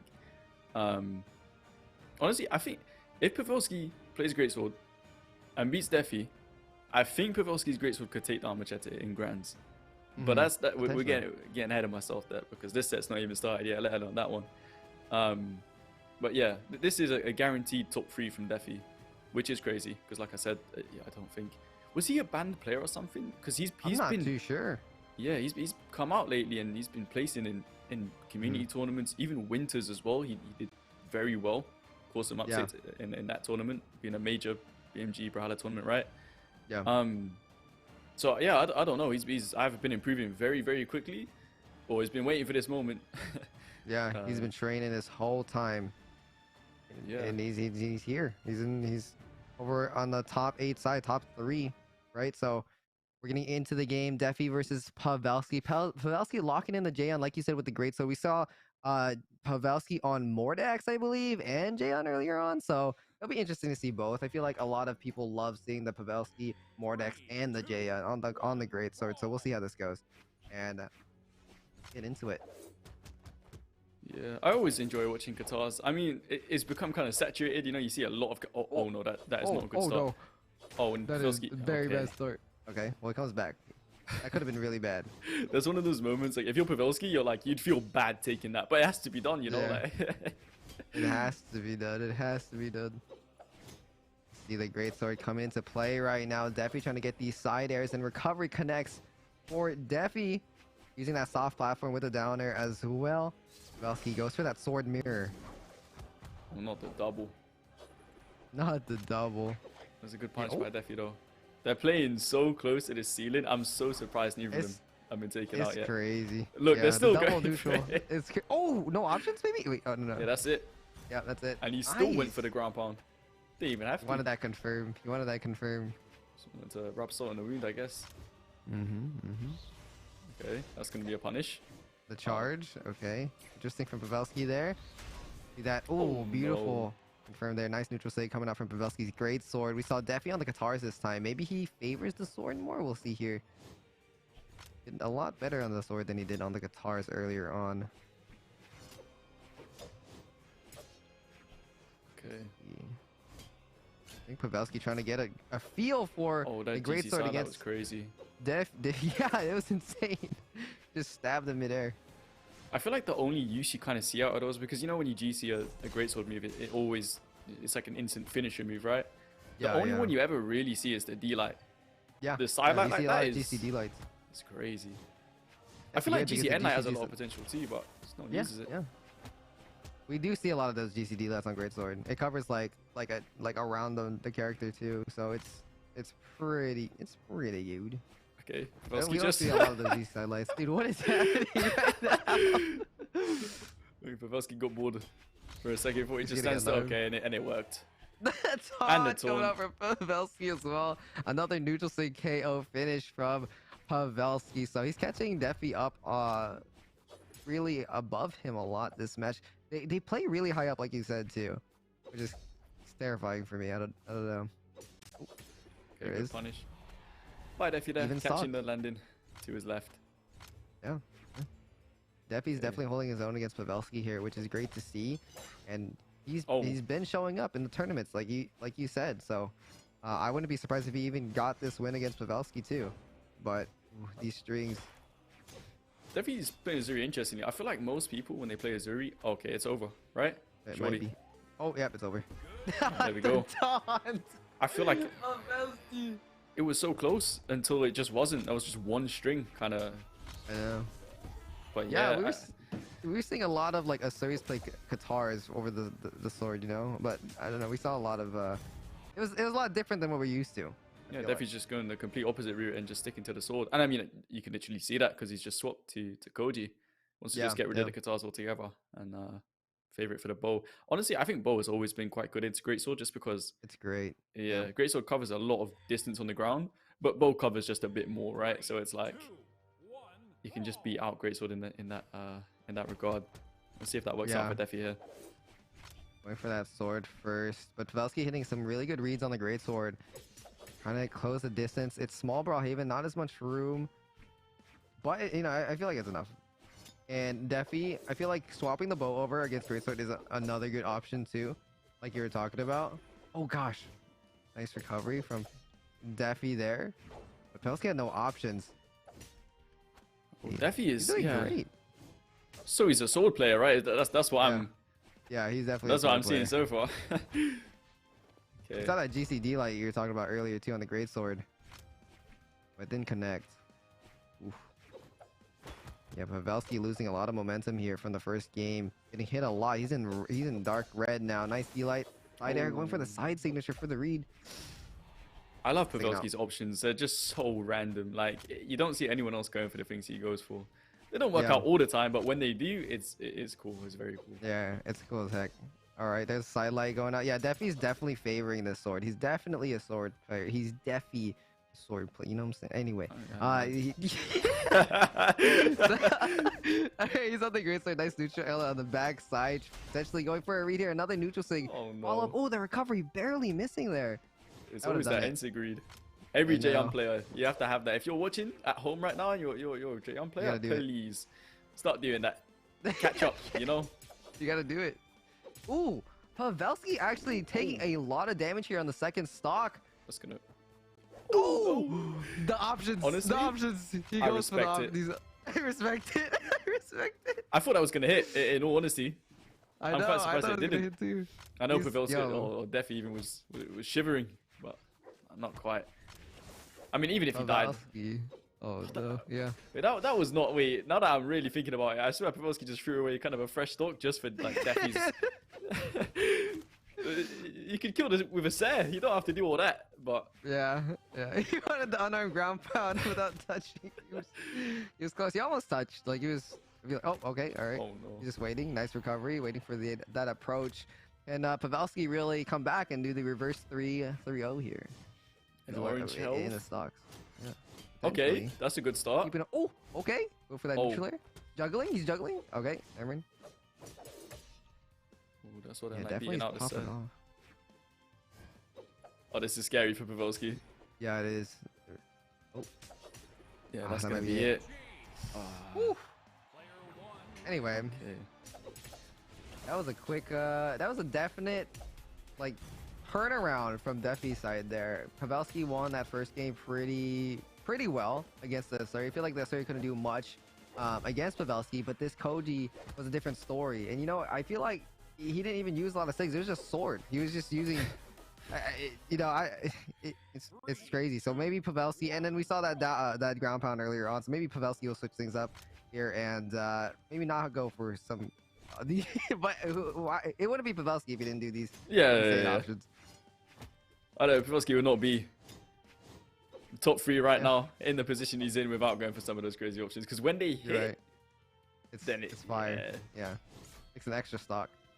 Okay, not going for recovery straight away. Trying to let Defy waste his options a little bit. That's going to be his dodge caught. Getting it back.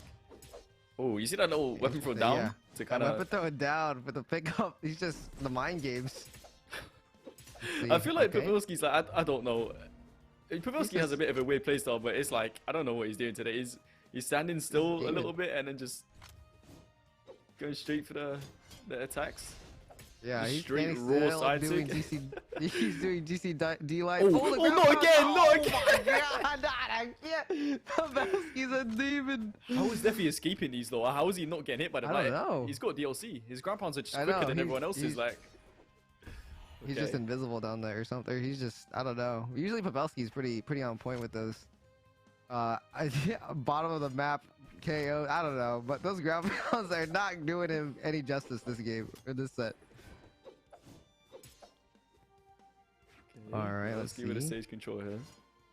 You know, they're not too far off in damage, but I feel like Defy's definitely been in the lead here with the damage, and Pavelski's been dropping a lot of these greatsword reads too. Ooh, Oh, this is dangerous. It's that sword, yeah, it sir. is. Always. You gotta give so Oh, much no. respect to it. And then, Yeah. yeah. Defy's doing a great job Ah, off there it stage is. against Pavelski. Wow, very well played. Very good edge guard coming out from Defy's side with the sword. And Sword it's, is I don't just know. so good at that. Just confirming, like when you have no dodge off stage, it's almost just guaranteed death to sword. A lot of the time anyway. And Defy is just so good at it. Because like being horizontal, you can't be there because of sword sir. And then Pavelski just went below it a little bit. Okay. Yeah, Nearly. Pavelski's. And then you just got hit with the dare, and then it was over from there really. Yeah. Okay. Nice side air coming out from Pavelski. Ooh. They're going for the greatsword again. I feel like the greatsword was doing really well in game 1, but it's not really seeing a lot of play this game. Like I feel like Defy's getting the dodges in, not getting red as much, and he's not connecting those hits that he needs to on greatsword. Yeah. Oh, I was looking for a neutral stick, but it works. All right, one stock each. I don't know. Do you think if Pavelski loses this, we might see a swap off the greatsword? Yeah, I feel like I definitely see it. I don't know. Maybe not. Maybe not. Yeah. But okay, Oh, he might that's bring gonna it be back a lot. here. Ooh. A Can you deep get a weapon confirm throw. here? Oh, okay, down air option. Very nice dodge coming out from Pavelski. Trying to make more Oh, distance. A D-line no. recovery. No, the momentum was there. It was there, but couldn't quite seal the deal. Close it out. The damage was quite similar too. I feel like we see character switch up for sure. Oh, to the Val. This is the classic. To the Val, yeah. The classic Pavelski Val. But yeah, the Koji on Defy definitely helped out on in his favor. He's gotten 2 games in the set now versus Pavelski's 1, so Pavelski needs this match to stay alive on the winner side. There's something about Pavelski on the Val, on this map particularly. It's like, I feel like he just has so many clips on this map. I don't know what it is. We'll see if he He gets does. any more. It's classic. It's classic. He's got the stage buff now too. 100%. He's got a nostalgia buff as well. It's like when Sandstorm looks in the Fenrir Mordex. Yeah, this I is think true. this He's got that setup drip might unlock. actually be the only rival to that, you know? Yeah, it goes pretty hard. It's iconic. Let's see. Doing well so far as well. Okay, Yeah, he's on the gauntlets now. Oh, we see Defy on the bow now too, actually, which we haven't seen a lot of in the set so far.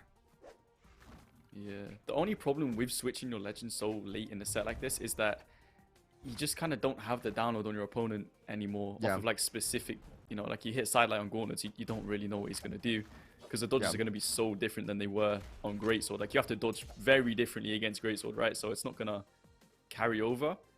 And yeah, you're seeing it's like Pavelski's getting hits, but not like getting big extended follow-ups.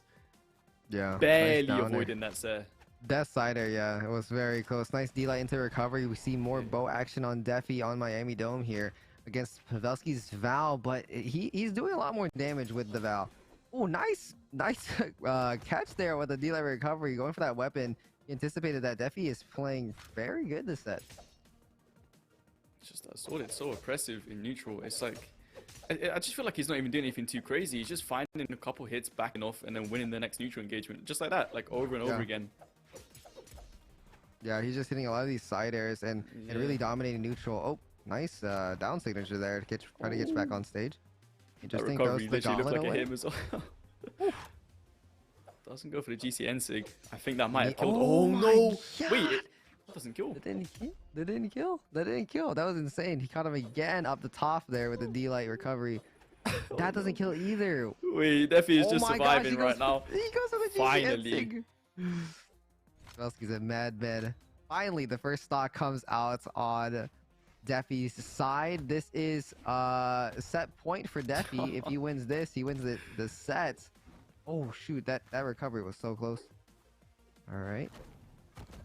Nice recovery into the GCN light. Goes for a follow-up, a ground pound as well. Like Defy's just really playing that punish game, and like you can't even be mad at it. Like he's not attacking first, but at least when Pavelski is missing those attacks, he's always punishing them like perfectly, right? He's never missing the punishes. Yeah, he's always there. Oh, nice okay. ground pound. You see how he That's didn't it. go straight for the ground pound that time? Wait, he's alive. He's not stopping, and he still got him. There's no way. Defy has more HP. You know, I said earlier, Oh, as yeah. DLC, he has DLC. Trust me. Wait. Oh He my- comes back. He dies. Oh my god, there's no way he came back up there, bro. Dang, yeah, the DLC, bro. The DLC, dude. He got ground pounded like 3 times on the left side. Are Literally. you- like what? That's insane. He got D-like ground pound unarmed, and he got gauntlet ground pounded twice, and he lived. And it's He just lived. it's never enough. It's never enough. Oh no. Oh, that was nice. Moving by Defy there to avoid that. That sword Yeah. would have definitely done it. Or you never know. Maybe he would have just survived. You know. Yeah. Pavelski really did well. no! Oh, the ground pound. He comes back. No, he didn't touch. Pavelski saw that coming from so far. You actually saw the panic in him. Like. Yeah. He Yeah. still got hit by it. Yeah. I was about to say, like, that second slot was very important for him to potentially catch back up into the set because he did so much damage, so much impact on that second stock. But that finisher there really sealed the deal for Defy, and Pavelski goes over to the elimination side of the bracket, and Defy sits in grand finals to face whoever wins the Machete and Pavelski matchup. Defy's looking really strong. And he's also winner's side as well. He's going to go straight into grand finals, right? Yep. You're going straight to grand finals. That's insane. Well, I wouldn't be surprised if he won the entire tournament, especially if he keeps playing like that. Like, we saw how Machete was struggling against Simple when he really started to slow the game down and just kind of take his time in neutral. And Defy is doing that very well, so... Extremely well. His neutral game was insane, especially against Pavelski. Those punishes, he was there at the right moment every time with those side airs, the follow-ups, and all that stuff. And it could be an exciting matchup to see with the Battle Boots versus Defy and Grands, but Pavelski might bring it back here. We don't know. We won't see what happens until we get through this next set, which is amazing. So thank you guys so much for watching so far. Let's get into the next game. Pavelski is picking a different legend here, Lockman. Yeah, going to the Mordex. I'm interested why, because like I said, I think the Greatsword would have done well into Machete. Who was it again playing Greatsword into Machete's Tezcar? How have I forgotten already? Munir. Munir, yeah, that's the Greatsword, one. And he was doing really well, I would say. Yeah, he was doing well in the beginning, but then I feel like Machete really... I think he only got that one... That was his one game he got in the set with that initial Greatsword. But then after that, Machete kind of adapted and dominated after the fact. So we'll see what Pavelski does on Scythe here, because I feel like his Scythe's very well known. We see a lot of clips on Scythe as well. But against this new character, Tesca, with the insane battle boots, I don't know. We'll see how that goes. Yeah, and I feel like, the Mordex is probably a good pick, right? Because Tezca is such a strong offstage legend, but Mordex can compete with that easily. And especially Pavelski's Mordex. Like, it's been known to take stocks just way too quick off stage. Yeah. Okay. For sure. Nice down signature follow-up after that sidelight. And you know, even if this doesn't work out, the Scythe, the Greatsword's still on the table for sure. Oh, nice options there. Nice GC sidelight. Ooh. I feel like you just don't see Scythe like this too much anymore. Like, it's so clean. Nice weapon though to cover his no, oh my god, the recovery almost hits there. Pavelski is a man of the people, and he's going for the clips. Oh yeah, he's feeling himself. You know Defy's watching his set right now and he's terrified. Yeah, that was insane. The double D-like ground pound, bro, into the recovery. Ooh, that was close. Oh no. Hello? Pavelski? I miss watching Scythe like this. I don't know what it is. I'm glad too. I'm glad he picked up the Mordex. Yeah. That side signature, that reach on is actually a lot further than you would think. Man, that's a good option too. Pavelski unarmed here against the battle boots. Machete trying to get that stage control, but Pavelski not letting up the pressure. Even unarmed, he's right in there to get the action, getting those nairs and end lights. We're on gauntlets here. The gauntlet mirror. See what he does here. Okay, that's gonna be no dodge for Machete. Nice.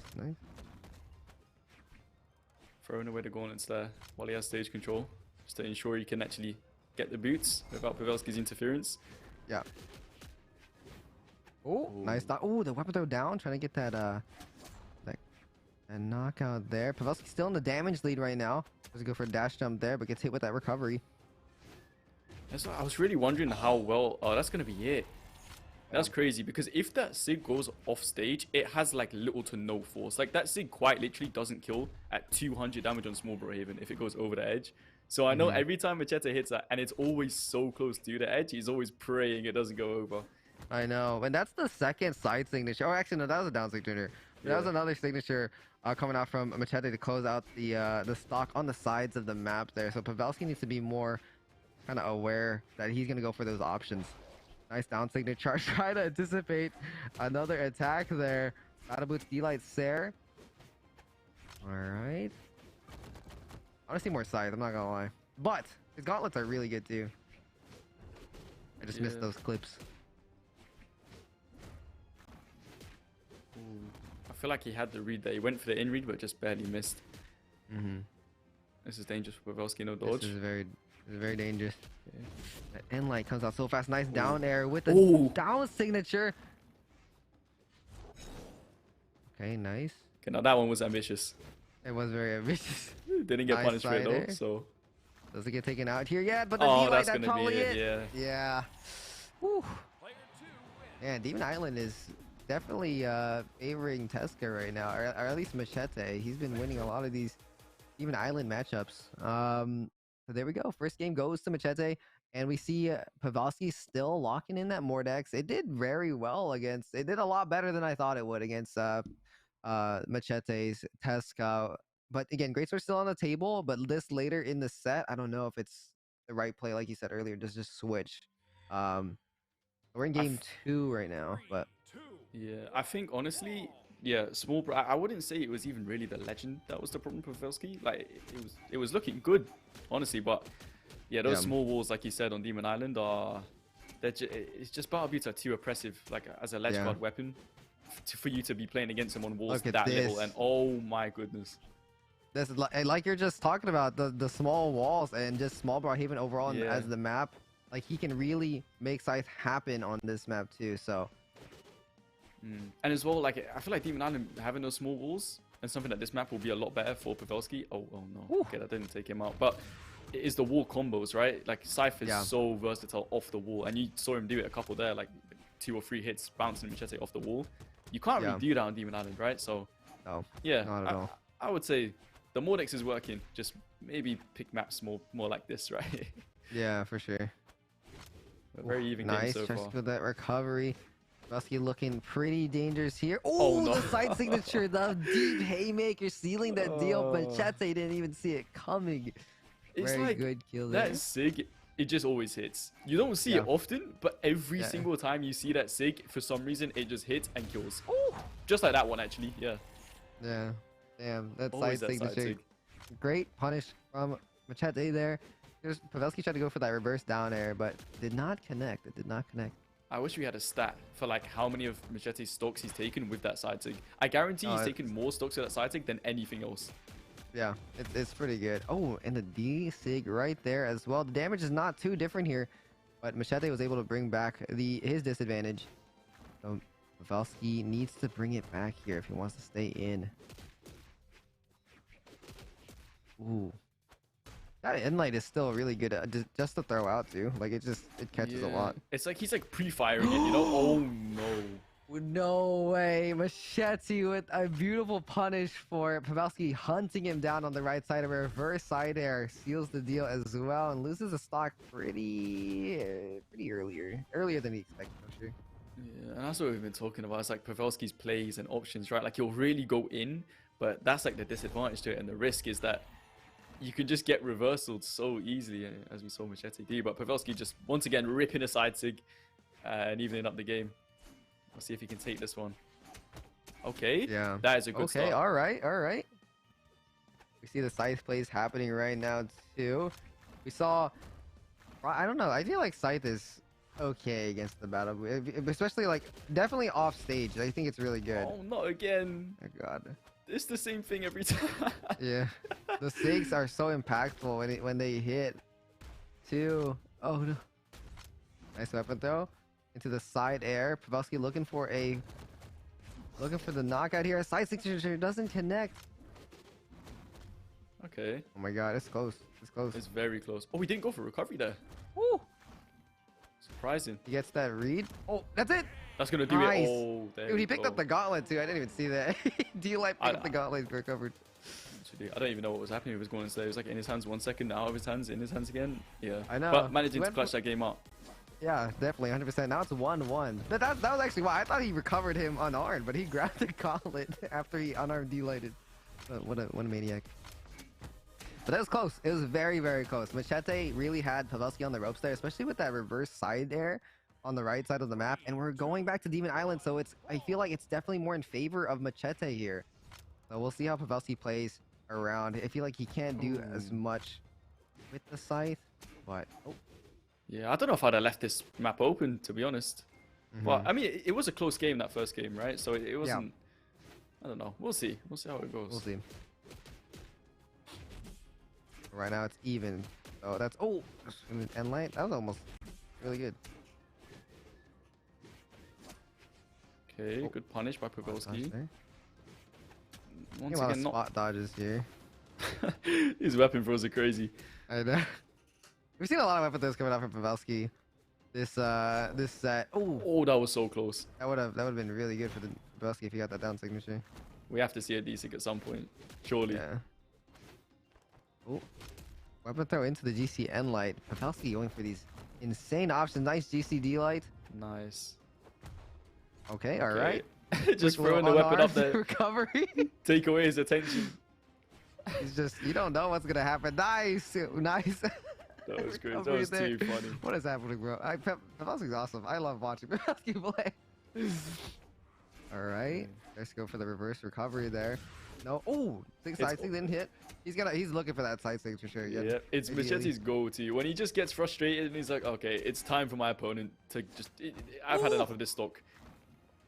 Beautiful Back with a grunt GCD set. light. Oh, that's gonna be it. No. That's it. That is The weapon throw. Oh, was it close. hurts. It hurts to see that. It hurts. Had to It was confirm. close. It was close. The clip was there, and now he's experiencing the full blast of battle boots Machete. gaming. And that was an insane GCD light off stage there. He was trying to go Okay. for that ground pound, and he's got the stock lead. Lockett. feel He's like he's Machete looking just- good. I feel like Machete just put Pavelski in a blender with the boots. But look I at his know, health. Yeah, he's He's only in yellow. comfortable. Yeah, like that's crazy. Okay. It's actually wild. Here we go. I feel like Scythe was definitely the kryptonite that Machete needed to experience a down air. Oh, but That's gonna be it. he doesn't make it back. Oh, he does. Oh, he Shit, does. No. Oh, wait, does he? Pavelski. How is he touching? Oh, my- Pavelski, what? Oh, my God! Machete! You What can't be did I getting just hit by that. witness? What did I just witness? Pavelski, the legend. Are you kidding? Machete left. Oh, anyway. Bro, what are these options? And they work. That's why Pavelski is him, bro. Oh, that is He painful. grabs the neutral air first. I thought he was gonna chase dodge up the stage, play safe. This man goes to the left to try to grab him again, gets the nair again, and That was it. he takes him with him. Wait, that's crazy, you know. Like, the viewers just saw the replay. He threw his weapon up, and Machete went for the ground pound. He picked up the weapon that he threw up earlier, mid-air, interrupted the ground pound with the net, and got a gimp while he had quite literally zero options. No jump, no recovery, anything. And still took... That is crazy. That's a clip for sure. That's a clip for sure. This guy, oh my god. That is, Scythe might be the clip, or Pavelski might be the Machete kryptonite here. Those options are wild, and that's what makes Pavelski so goated. Because he goes for things like this, and it works. He's That was consistent a with it. sad way to lose from Machete. I would not be That's- happy. That's Oh, that's the play of the tournament for sure, I would say. But definitely. well, he had that stock advantage to play around with, so I you know, props to him. But I really thought he was gonna play safe and just go back on safe. But that man is, he's just something else. He's something else. We're going over to Apocalypse here now. He's still rocking the side. I know Pavelski's feeling great after that play, and Machete might be shaken up. We see a downer off stage. Machete. Nice weapon throw up, covers that as well. Yeah, it's his weapon throws. Every time you think His weapon Pavelski throws. is just 100% finished, he just throws a weapon and it's like it shuts out Still 100 throwing it. different ways you can hit him. You just can't anymore because the weapon's in the way. Yeah, that's true, and it might be very. It's Oh my days. They're almost it. That's the first side signature there. Oh my gosh. Yeah, the weapon throws are actually doing really well against these battle boots. It stops that aggressive push from Machete, and it, like, I don't know, I feel like it wakes him up a little bit. The D-Light recovery coming out as well. Pavelski going for these amazing options on Scythe, and gonna go for that side air. Would have been good. The weapon throw again, it's like Machete would have had the No. confirm there, but he just can't get to him from the angle he needs to get to him from. All right, they're dancing. Okay. Deep ground pound there. Nice recovery to try to seal the deal right there, but can't get it yet. Pavelski trying to get this and goes for a that down was air instead. unfortunate. Yeah, I Machete think throws the battle boots. he would have had the kill there. He tried to go for the GCD light, but he just waited Yeah. a bit too long and yeah, it turned into a dare. Every time they just dance. Oh, that's not a stock. Okay, they just dance in there. Pavelski just throws the weapon out. He just chucks it. Just chucks at him. He's still alive here, I think. Beautiful weapon toss. Damn, Oh, no. calculated. The way you feel that up. What a demon. He measured that out and everything. It worked out so well. What is this set? What is this set? What is that? The side signature hits on stage, beautifully placed by Pavelski. Great option there, and it's an even stock throughout the board here. Even damage, quite about the same. Ooh, Machete off stage here. I don't know. I feel like if I'm Machete, I'm gonna be a little. Look, he's gonna throw the weapon here. He does it. Oh, Okay, you see, never mind, you went for the never bait. mind. He's going for the bait. He pretended Like, to throw the weapon. Yeah, I feel like if I'm Machete, I'm a little bit cautious of Pavelski off stage now. And look at these side strings, another side signature coming out as well. No options for Oh, Machete. not the A down, that's it. double. Oh, the double. The taunt. You know how little Oh my fear you have God. to just throw out the double falling scythe there like that. I know. He got him too. He had no option. He had the sweat beads there too, and he took advantage of that and got that double down air. Knew Machete wasn't gonna come back on stage. Pavelski has one full stock on Machete now, and he's only in orange. Look at these side no, the strings. platform! Let's go. What is that? The No. ground pound. No, I was He's gonna say outta that's an here. air. That's an air. Oh, Oh that was my insane. That was insane. That was God. actually insane. Locked. I'm actually speechless. The way he used the platform to hit that scythe D-light. I know. What the heck? He utilizes that soft platform for the D-Light, continued the string, and hit the side signature in the end. Even tries to go for that deep ground pound option, takes that dodge, and knew he had an Ridiculous. easy side signature there. Wow, that was insane. I think we're about to see the replay. Oh, that's Yeah, so I'm gonna watch clean. this replay. And it's like, hey, Machete Holy. knows, yeah, it's over because the net is... Oh, That is my days. crazy. And He has that's... no dodge. Oh, that Was was that the end of the beautifully set? played. Yeah, that's the end of the set. I wanted to see more of them. I know, that was crazy. That was Oh. insane, bro. That was wild. That's definitely what we came here for. That's what I came here for. I'm not gonna lie. So I'm satisfied. I'm ready to go home. Anyway, just kidding. Pavelski's still in the tournament, so he's gonna be playing against Defy, moving forward.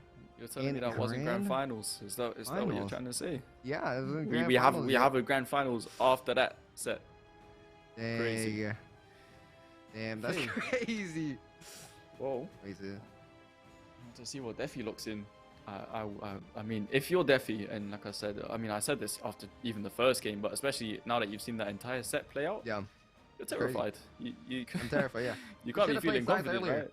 We'll see how he does Yeah. because again, his problem was the Defy sword there and the reactive play that he had. Defy was able to punish every time that he played a little slower and was able to punish every time whenever Pavelski was on that great sword. But the momentum he's feeling on this scythe and the potential he can do off stage with that Mordex is definitely something Defy should be worried about. But we can't forget that Defy did take Pavelski down to the elimination set of the bracket. Yeah, that is true. But I mean, That was yeah, I mean, wild. and Pavelski does have to beat him in 2 sets straight as well because it's grand finals and Yeah, it's obviously grand Defy's finals. win the side. But Yeah. I feel like Pavelski this time has just a lot more room to kind of play around with legend picks. Because last time Yeah. it was like he really committed to that Jaehyun, it didn't work out, and at that point there's no time to be swapping to the Mordex. Yeah. But Yeah. you know, his Mordex is warmed up now and it's ready to go against Defy. And even if this doesn't work out, you know, he could swap and then he would have a second set if he manages to win on the swap to then, you know, kind of keep the momentum with the other legend. But honestly, I'm not expecting to swap off the Mordex. I think he's probably just going to stick to this, and whatever happens, happens. Yeah, 100%. We've seen Pavelski dominate on Scythe earlier. Like, he had a whole stock advantage on both of the last games there, and he did it in good fashion too. Like, insane clips coming out from Pavelski, really showing his skills on the side. But Defy hitting these siders off stage. Oh my gosh. Oh no, please stop. How many siders? How many? What the? Another one. Jesus, Defy's just hitting all. He's going for another sider right there too. He's just hitting. He's connecting these hits so accurately and really stacking the damage. He's only in orange though. Actually, wait, that's wild to me. To be able to just hit that many says in a row, like the accuracy is insane. Yeah. Oh my day, Defy's beautiful. Like ridiculously good. Yeah, Defy's not gonna let this this grand final set go easily. He saw Pavelski play insane last matchup, but he knows he beat Pavelski one time in the last set. He knows he can do it again. Nice down air. Can he get the knockout here? Ooh, too close to the wall there. Couldn't get that ground pound, but okay, wow. He winded that up pretty. How was Pavelski taking that stock first? Yeah. After the start. Okay. There we go. Defy getting that recovery. Very well played from him. Unarmed. Trying to go for that weapon star. Pavelski hasn't played Mordex to my knowledge against Defy yet. So this is his first game on, but he should be feeling warm after the last set. Oh! Defy! That just happened. That just happened. Mean, at least, like I said, your winner's side grand finals, right? It's like yeah. And it's still game one. You know, you can afford to. If you're gonna make that mistake, Defy's made that mistake at the perfect time. Yeah, at this least. Is game one. Oh, he goes for a ground pound as well. Another ground pound. Pavelski's going for these clips. What am I watching? What am I watching? What are we watching? What are we watching? This man he just wanted to take the last stock unarmed. This is what he wanted. Pavelski should have been playing the Mordex earlier in this tournament actually. Exactly. Because he's level 99 right now. He's halfway through level 99. He's not even level 100 yet. Imagine that. Get there, for sure. Imagine getting your Mordex level 100 in grand finals. Like, I love the fact that we're seeing Scythe in grands here and Mordex at that. Like, I feel like we've seen a lot of it like a while ago. But yeah, this is like from the past. Like this is. Yeah, we're seeing something in the past right now, which is kind of cool to see. Pavelski sealing the deal on the first game of the set though in grands. We potentially see a bracket reset here. Defy locking in the Koji. Still a mishap on second stock. I would say that maybe not what anybody planned out, but it is what it is. And we're gonna move on to the next game, Locken. I don't know. Do you think Defy's gonna bring it back here? He did really good first stock. Those side airs, it was insane. Yeah, it's just I don't even know, because especially doing that against Pavelski, like we've seen Pavelski dominate off stage, and Defy just doesn't care. He's just staring him over and over again. But okay, let's see if he can get that going. He's got the sword in his hands. Clearly, his favored weapon. Yeah, here we go. There's a side air going as well. So yeah, he's definitely favoring that sword. Defy is super comfortable. Weapon throw into the GC side light. Goes for that recovery as well. Pavelski's just on another level with this scythe. What a quick stock going out to Pavelski. Beautiful side signature there. Oh man. Oh no. Oh no. Okay. That was good patience there by Defy. Literally not using any options, not burning his dodge. Not burning any jumps, not using his recovery, just kind of waiting for Pavelski to go for his next move and imagine to find his way back to stage and taking good control over the stage so far as well with the bow. Oh, okay. Nice neutral air from the bow. Throws that out as well. I feel like he is doing good with the bow, but he's way more comfortable on the sword as we've seen. You see D-Light? Yeah, that D-Light was crazy. Oh, don't let him do it. Pavelski is just going for my goodness. I thought he threw that stock, but he knows what he's doing. What am I talking about? They've got to stop letting him get away with this. No way. Like, he could go back on stage easily. He could, but he's not. He's not going to. He's going to go for that that reverse neutral air. It's because you don't expect it at all. Like, you think you're safe to use your options because there's surely not, right? Surely he doesn't go for a gimp while he has quite literally nothing. But then he just does, and it works. And it's like, it's crazy. I mean, I feel like there's a sense of panic, especially whenever someone is that unpredictable. Like, does he go for that? Does he go for that no option gimp, or does he go safe? He should go safe, but then there's a Mordex running straight at you off stage with sweat beads. You know, it's just. I don't think a single other European player would have gone for that, other than Polyshot actually. If, you know, we're talking about the past. Yeah, yeah. Bringing that back. If Poly was playing the game today, maybe he'd be going for that. Yeah. But yeah, that was crazy. 100%. It's actually more even than I thought it was, though. Yeah. Getting those it is stats pretty again. even. Pavelski not even going for the weapon there. He goes for the deep sided signature off It's over. stage. No options. Oh, okay, there we go. There we go.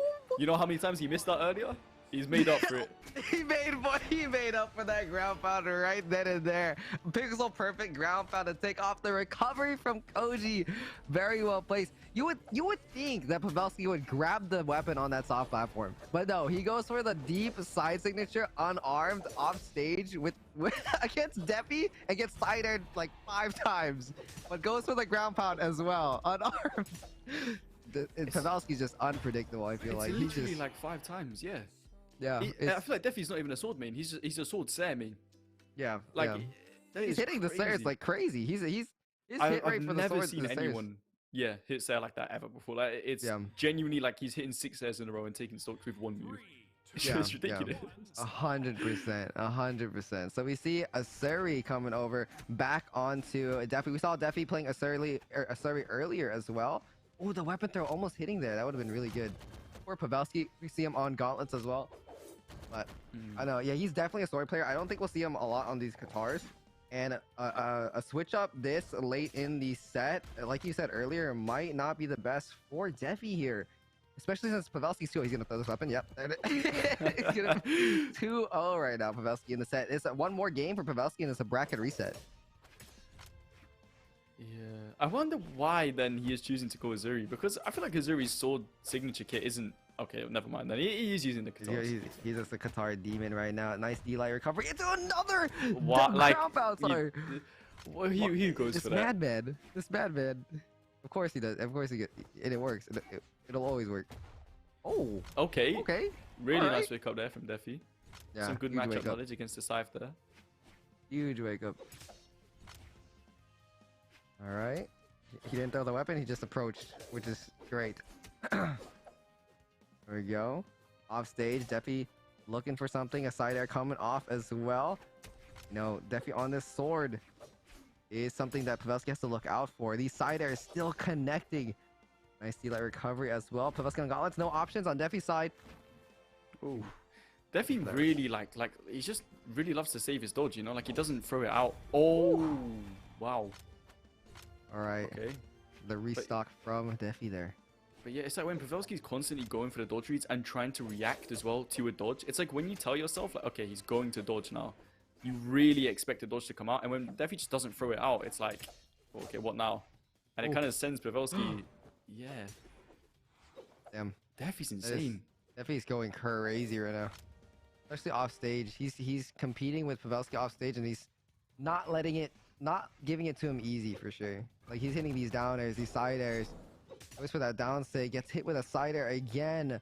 Defy is really strong. He's actually really good with stage control too. He's getting those side airs, doing... Oh, okay. Nice gauntlet string. Beautiful gauntlet string coming out from Pavelski there. And he's an orange. He can definitely bring it back in this particular match. 100%. I mean, we've seen Pavelski take stocks when, you know, you think the game has just been won for the other person, so it can definitely happen. It takes quite literally maybe 2 or 3 scythe moves. Okay, but Defy just shutting it down, not letting it happen. And this could really be the momentum shift that he needs, because potentially, yeah, you have the reset, right? Like if you lose, it's not the end of the world. Like you can still go again and you can win the second set and win the tournament. But ideally, obviously, you don't want to be doing that. You know, you want to just get it over with as soon as possible, secure the bag, secure the tournament. And yeah, it's looking good. Like I said, the momentum shift is there. on the guitars. He is putting a lot more work with the guitars than the bow. So I feel like the Koji was definitely, or the Tigress here, the Surrey was definitely a better switch up than the Koji. It's definitely putting a lot more work in. We didn't see a ton of the bow. We're seeing a ton of the guitar right now, especially off stage right now. It's like a trade-off, right? Because I think Koji's sword's signature kit is way better than Azuri's. Yeah. And it's like he's playing a lot of swords, so that could help. But then at the same time, if his guitars are working a lot better than the bow, it's like, well, maybe I want to have more than one weapon, right? I don't know. Yeah, we see a lot of neutral coming up from Defy too.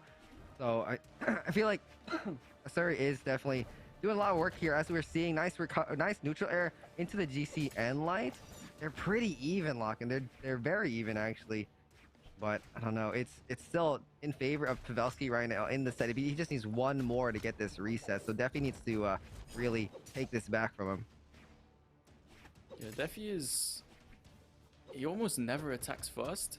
I would say like he's very. But then, like I said earlier, it's just he's so accurate with the punishes. He can get close enough to Pavelski without throwing a move out that he scares Pavelski into doing something. And whatever Pavelski does, whether that be a jump or whether it be throw out an attack, like, you know, in defense, he will always punish it. Like, he's really good at that type of playstyle. Yeah, 100%. Goes for that spot dodge there. Goes for the side air off the stage here. A down air, potentially a clip here on GC side light. Yeah, Defy has no options. Gets the down air and a dodge. Oh my god, so close, so dangerous for both players here. But Pavelski trying to get in his element with that scythe off stage. Beautiful dodge coming out, and a recovery. Barely gets it, almost gets it. Defy is playing a risky game of stage against Scythe. It's like he's, you know, I was saying earlier, he doesn't like to use his dodge, he likes to save it. Yeah. But you at the same time doing that, you run the risk of just, you delay your options for so long that you're at the mercy of one hit, and one hit can take you out because you've just burned through all of them. Oh no! This could be so bad for Pavelski. That's it. The weapon throw? The recovery actually, I feel like, saved him, yeah. Yeah, Pavelski would not have got his dodge back in time there. Dangerous. That neutral stick was so important for Defy. He's trying to fish for another one potentially. Nice Defy DCD really light needed that as well. He's not touched. It's gonna be a weapon throw confirm. Ooh, oh, he the touched. recovery still. Oh, he did touch. Yeah. I'm forgetting this GC or this NSIG option off stage is really strong from Asuri as well. So if Pavelski ever finds himself down there and gets caught, that's basically a knockout for him too. Yeah, it's always something you gotta be like really mindful of. Yeah, let's see. He's trying to get this finisher. Defy in the red right now. Beautiful side signature takes that stock out, and now Pavelski is one stock away from a bracket reset. Yeah, I don't know. See, that's dangerous right there. It's dangerous. He's fishing. He knows that the NSIG is a good option here. He's just fishing it because he knows Pavelski's gonna go off stage, and Pavelski. Oh my goodness. Okay, now he full sent it. He full sent it. Oh my god, he did full send it. The amount of neutral things I saw on the left side of the map there was insane. There was a ton of Qatar neutral things, and none of them hit. Pavelski knew exactly that that's what he was going to go for, because Pavelski's going to be going like and hunt him off stage. That's what he's been doing. But very well played from Pavelski to get that win and reset the bracket. So I don't know. Pavelski really could take the dub here overall from what we've been seeing. Definitely surprisingly going back to the Koji. I feel like the Azuri is working really well, to be honest, but I don't know. We'll see. Yeah, I was gonna say that game. I feel like if Pavelski takes that and you know resets the bracket, I don't have too much confidence in Defy, but we'll see. We'll see. Defy might have potentially gone back to Koji because maybe he's really sword heavy. Like I feel like he really likes playing that sword. When he was on the Surrey, he was playing a little bit more of the guitars, and yeah, you know, it was working, but maybe he could have done better with just the sword and that sword signature kit with Koji. So we'll see how that does. But you know, we saw the first two games with the Koji, it wasn't the best either. So we'll see how he adapts. Yeah, I feel like with a legend like Mordex as well, the longer a set goes on, the worse off you are, because both the weapons are like very read reliant, right? And both like string heavy weapons. You can't be. Oh, I thought Pavelski's gonna go for the ground pound. Yeah, I thought it The was classic. too. This demon, and he's going That's crazy with these huge. gauntlet strings. These like 4 or 5 hit combos. And this is exactly what I mean. It's like he's just getting that download, and it's getting worse and worse for Defy as time goes on. That's it. Yeah. Oh, that is it. That down sig option too gets punished with the Kojibo side signature, but Pavelski was able to seal it with a side air off the stage, GC side light, and a end light that's gonna into be the a big recovery. punish. We see a nair here. Nope. The weapon throw coming out again. Pavelski definitely utilizing these weapon throws to his advantage, and he still lives off that stock. Yeah. I feel like Pavelski should have picked up this Mordex earlier against Defy, because it really just looks like Defy has no answer to it. Yeah, for sure. Let's see what he's going to be doing here. Grabs the gauntlets. And he's trying to get these nairs as well, but we've seen these insane 4-hit combos or more with these gauntlets. Trying to go for that GC side signature for the Nice read grab up. on. Defy can still bring this back. That was insane. He went for the He went for the, reverse yeah. slide charge D-sig. He's going for the insane options. He's going, but that's how he plays. That's who he is, and it works. These sword hits are connecting. A lot of end lights and side lights I'm seeing, and a Sarah potentially. Ooh, okay.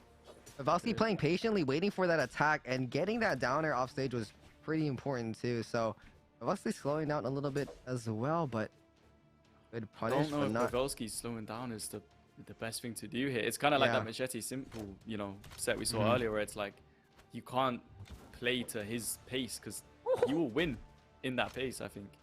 He almost hit that side air. That was barely touched it. Oh. Defy was able to bring back the stock too. Like Pavelski had the lead there, couldn't get the knockout, and Defy was able to bring it back. So Pavelski needs to take the stock out soon. There. Oh, maybe.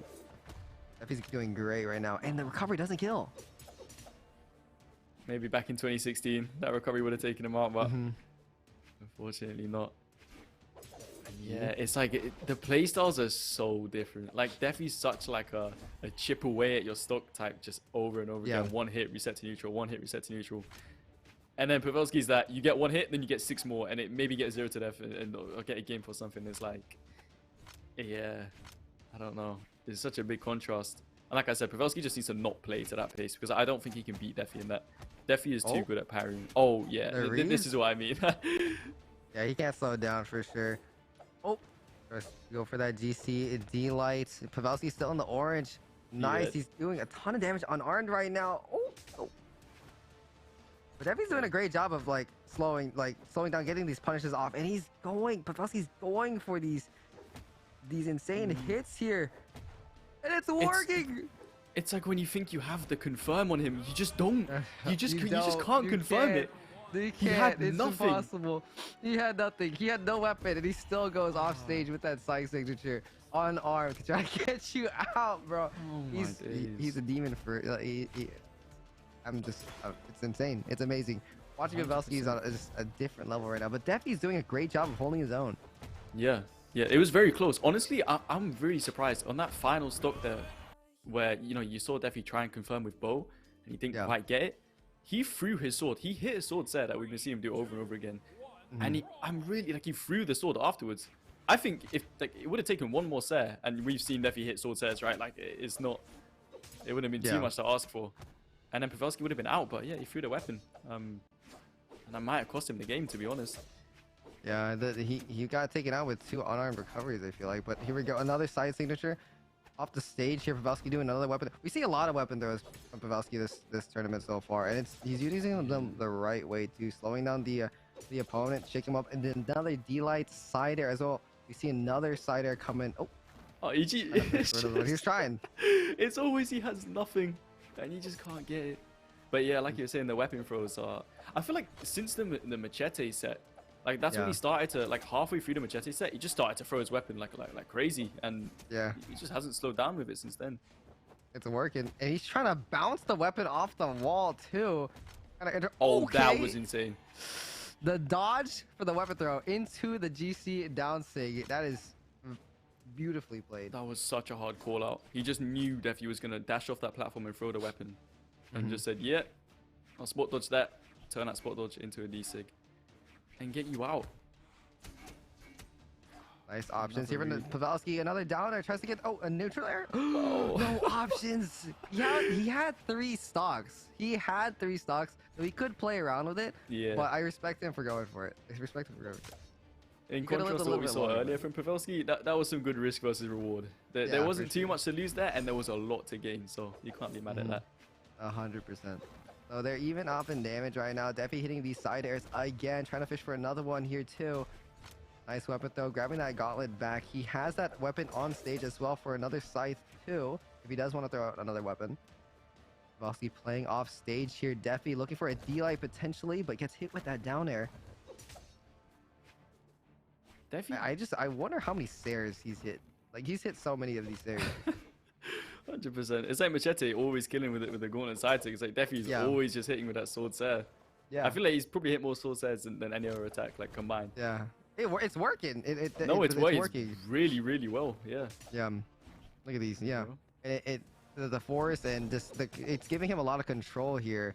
Like you would see a lot of like D-light recoveries, like right there, a D-light recovery might have confirmed that kill, right? But he goes for this D-light Sair because he's just used to this so many stairs. But there's a down air to confirm that kill as well, and it's 1 stock ahead for Defy right now. A bit of impatience there from Pavelski, going for the offstage ground pound. Getting punished for it. Defy was just ready. See what's happening here. Gauntlet. He needs to get this stock pretty earlier on, but we saw him at a disadvantage last game. Game 1, here's the That was GC insane. side light into the recovery. Insane. Tries to go for that weapon starve as well. It's close. It's definitely close, Locken. Yeah, it's like Defy's always dodging immediately after getting hit by those weapon throws, and Pavelski's reading it. Like, do you know how crazy you have to be to read off of a weapon throw? It's like he's not even just reading off of attacks. He's Yeah. reading off of weapon throws and getting big confirms like that. Oh, Oh, I'm surprised he again, got for recovery there. yeah, exactly. Yeah, I feel like he's just so used to that side air. He's just muscle memory go for the side because those recoveries might be a good option too. But it is what it is. He's trying to get the highest record of Sairs, I think, on sword. Is too ingrained. Yeah, it's ingrained in his fingies. All In his the muscle DNA. memory.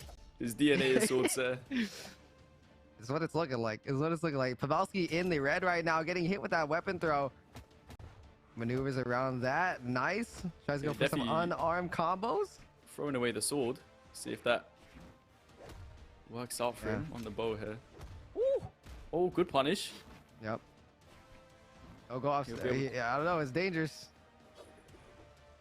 Pavelski in the red. Defy in the orange right now, trying to find something happen. A side signature gets punished with a D-light dare. Pavelski with these weapon throws and a spot dodge afterwards. Does he punish? Oh no. Oh, that's it. Oh my god, That's that's it. Potentially. That's it. Yeah, had nothing. Amazing comeback, Locken. There's no way. I feel like Defy was panicking near the end. He was throwing out a lot of SIGs. He did that neutral SIG and the side SIG, and that was an easy punish for Pavelski to follow up on. And now, Pavelski's 2-0 on the reset. He needs 1 more game to win the entire tournament. And he would have 3-0'd it if he wins this. He would have 3-0'd the reset. He did drop 1 game in, loser side of grand finals, but Yeah. yeah. And this is what I was talking about. It's like, it's that Mordex. You cannot let a Mordex player just keep downloading and getting more information on you. And it's like, you just really got to try and mix up. It's all you can do. I Yeah, don't know, 100%. Defy. It's going to have to try to do that a little bit more, I think. Yeah, recovery coming out from Defy. I'm trying to play a little bit more aggressive starting off. We're going back on the same map here on Apocalypse. And we'll see what happens here. A lot of pressure being put onto Pavelski. I don't Oh. think a single hit has gone to Defy now, but here we go, off stage. It's dangerous, dude. Pavelski off stage right there, grabbing that scythe. Any connects on scythe off stage is potentially your stock. It's oh, Okay. nice ground pound option. Defy He really comes back. perfected that. He did. He's been perfecting it. He's been honing it all game, all tournament. All tournament, trial and error.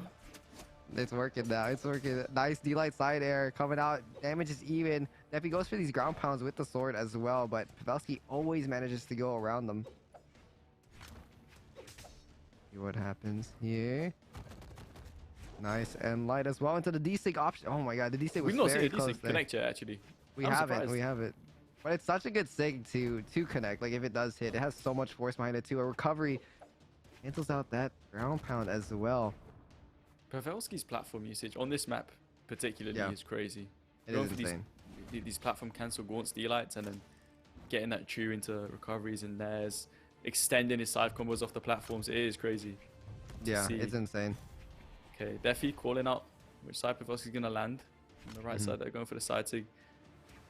And he is really clinging onto this stock.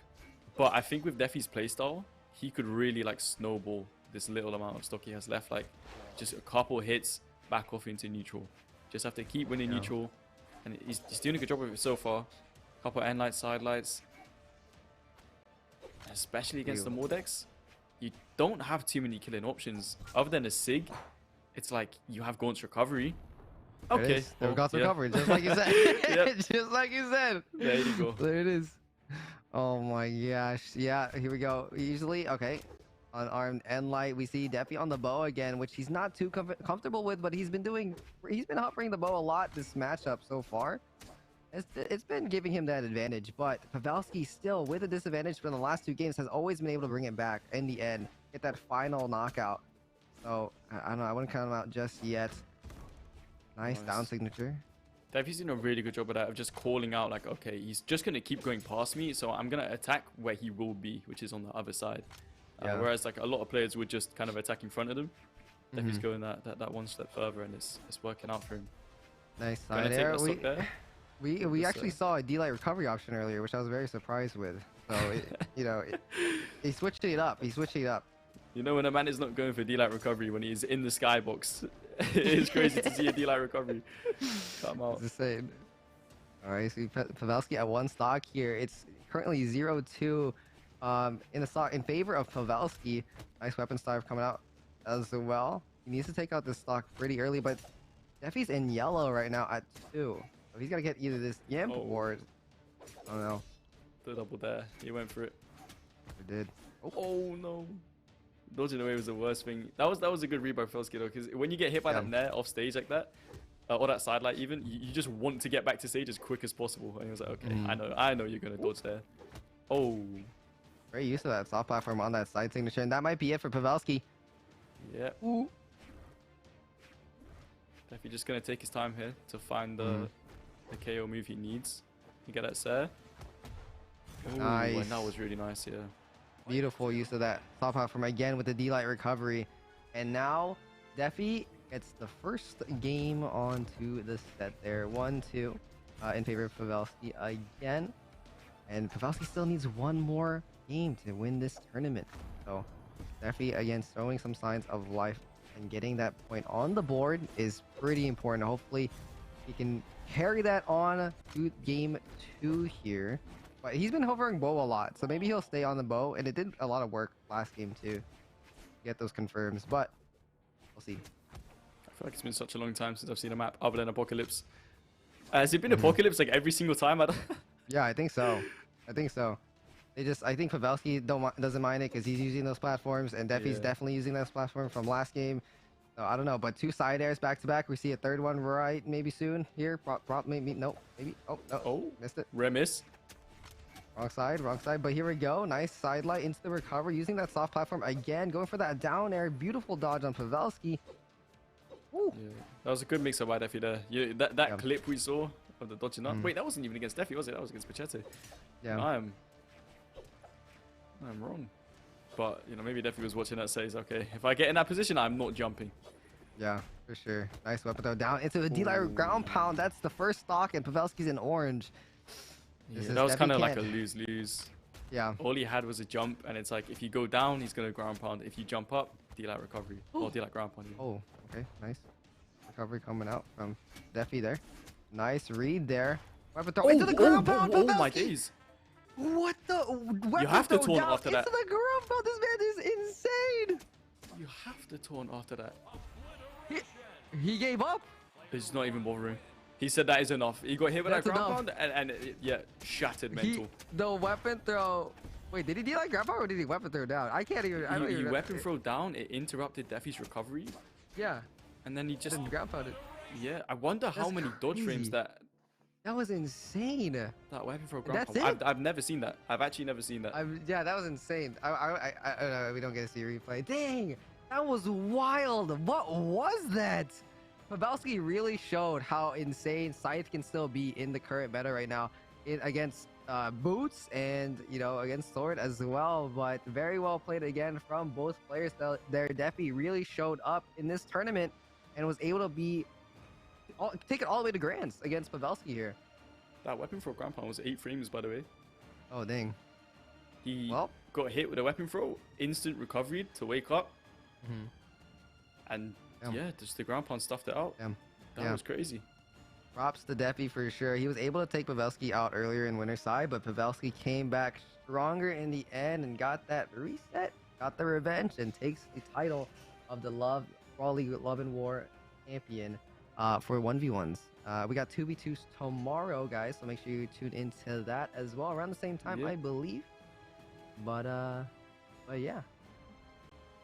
Yeah, let's go take a look at the placements for the tournament today.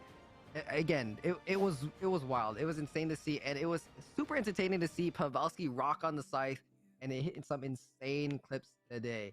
Here are our placements. We see Pavelski. Okay, Yeah. Pavelski's flag is wrong here, but 500. First place goes to Pavelski, Defy in second, Machete in third, Simple in fourth, and we got Munir, Fry, Flamethrower, and Fosey on the board as well. So props to all of them. Lockout, is there anything else you want to add on to that? I don't know. Just the tournament has been. I always love these community tournaments because it's always you get to see these like lesser known players really like prosper and shine. Defy, Munir, both top 5 players. Defy getting second, and really like okay, I know it. Pavelski won, okay, and it was quite dominant at times, but Defy at times also was giving Pavelski a run for his money. So I don't know. Yeah, it's been entertaining, and like you said, we got more of that tomorrow in twos. So be sure to tune in for that.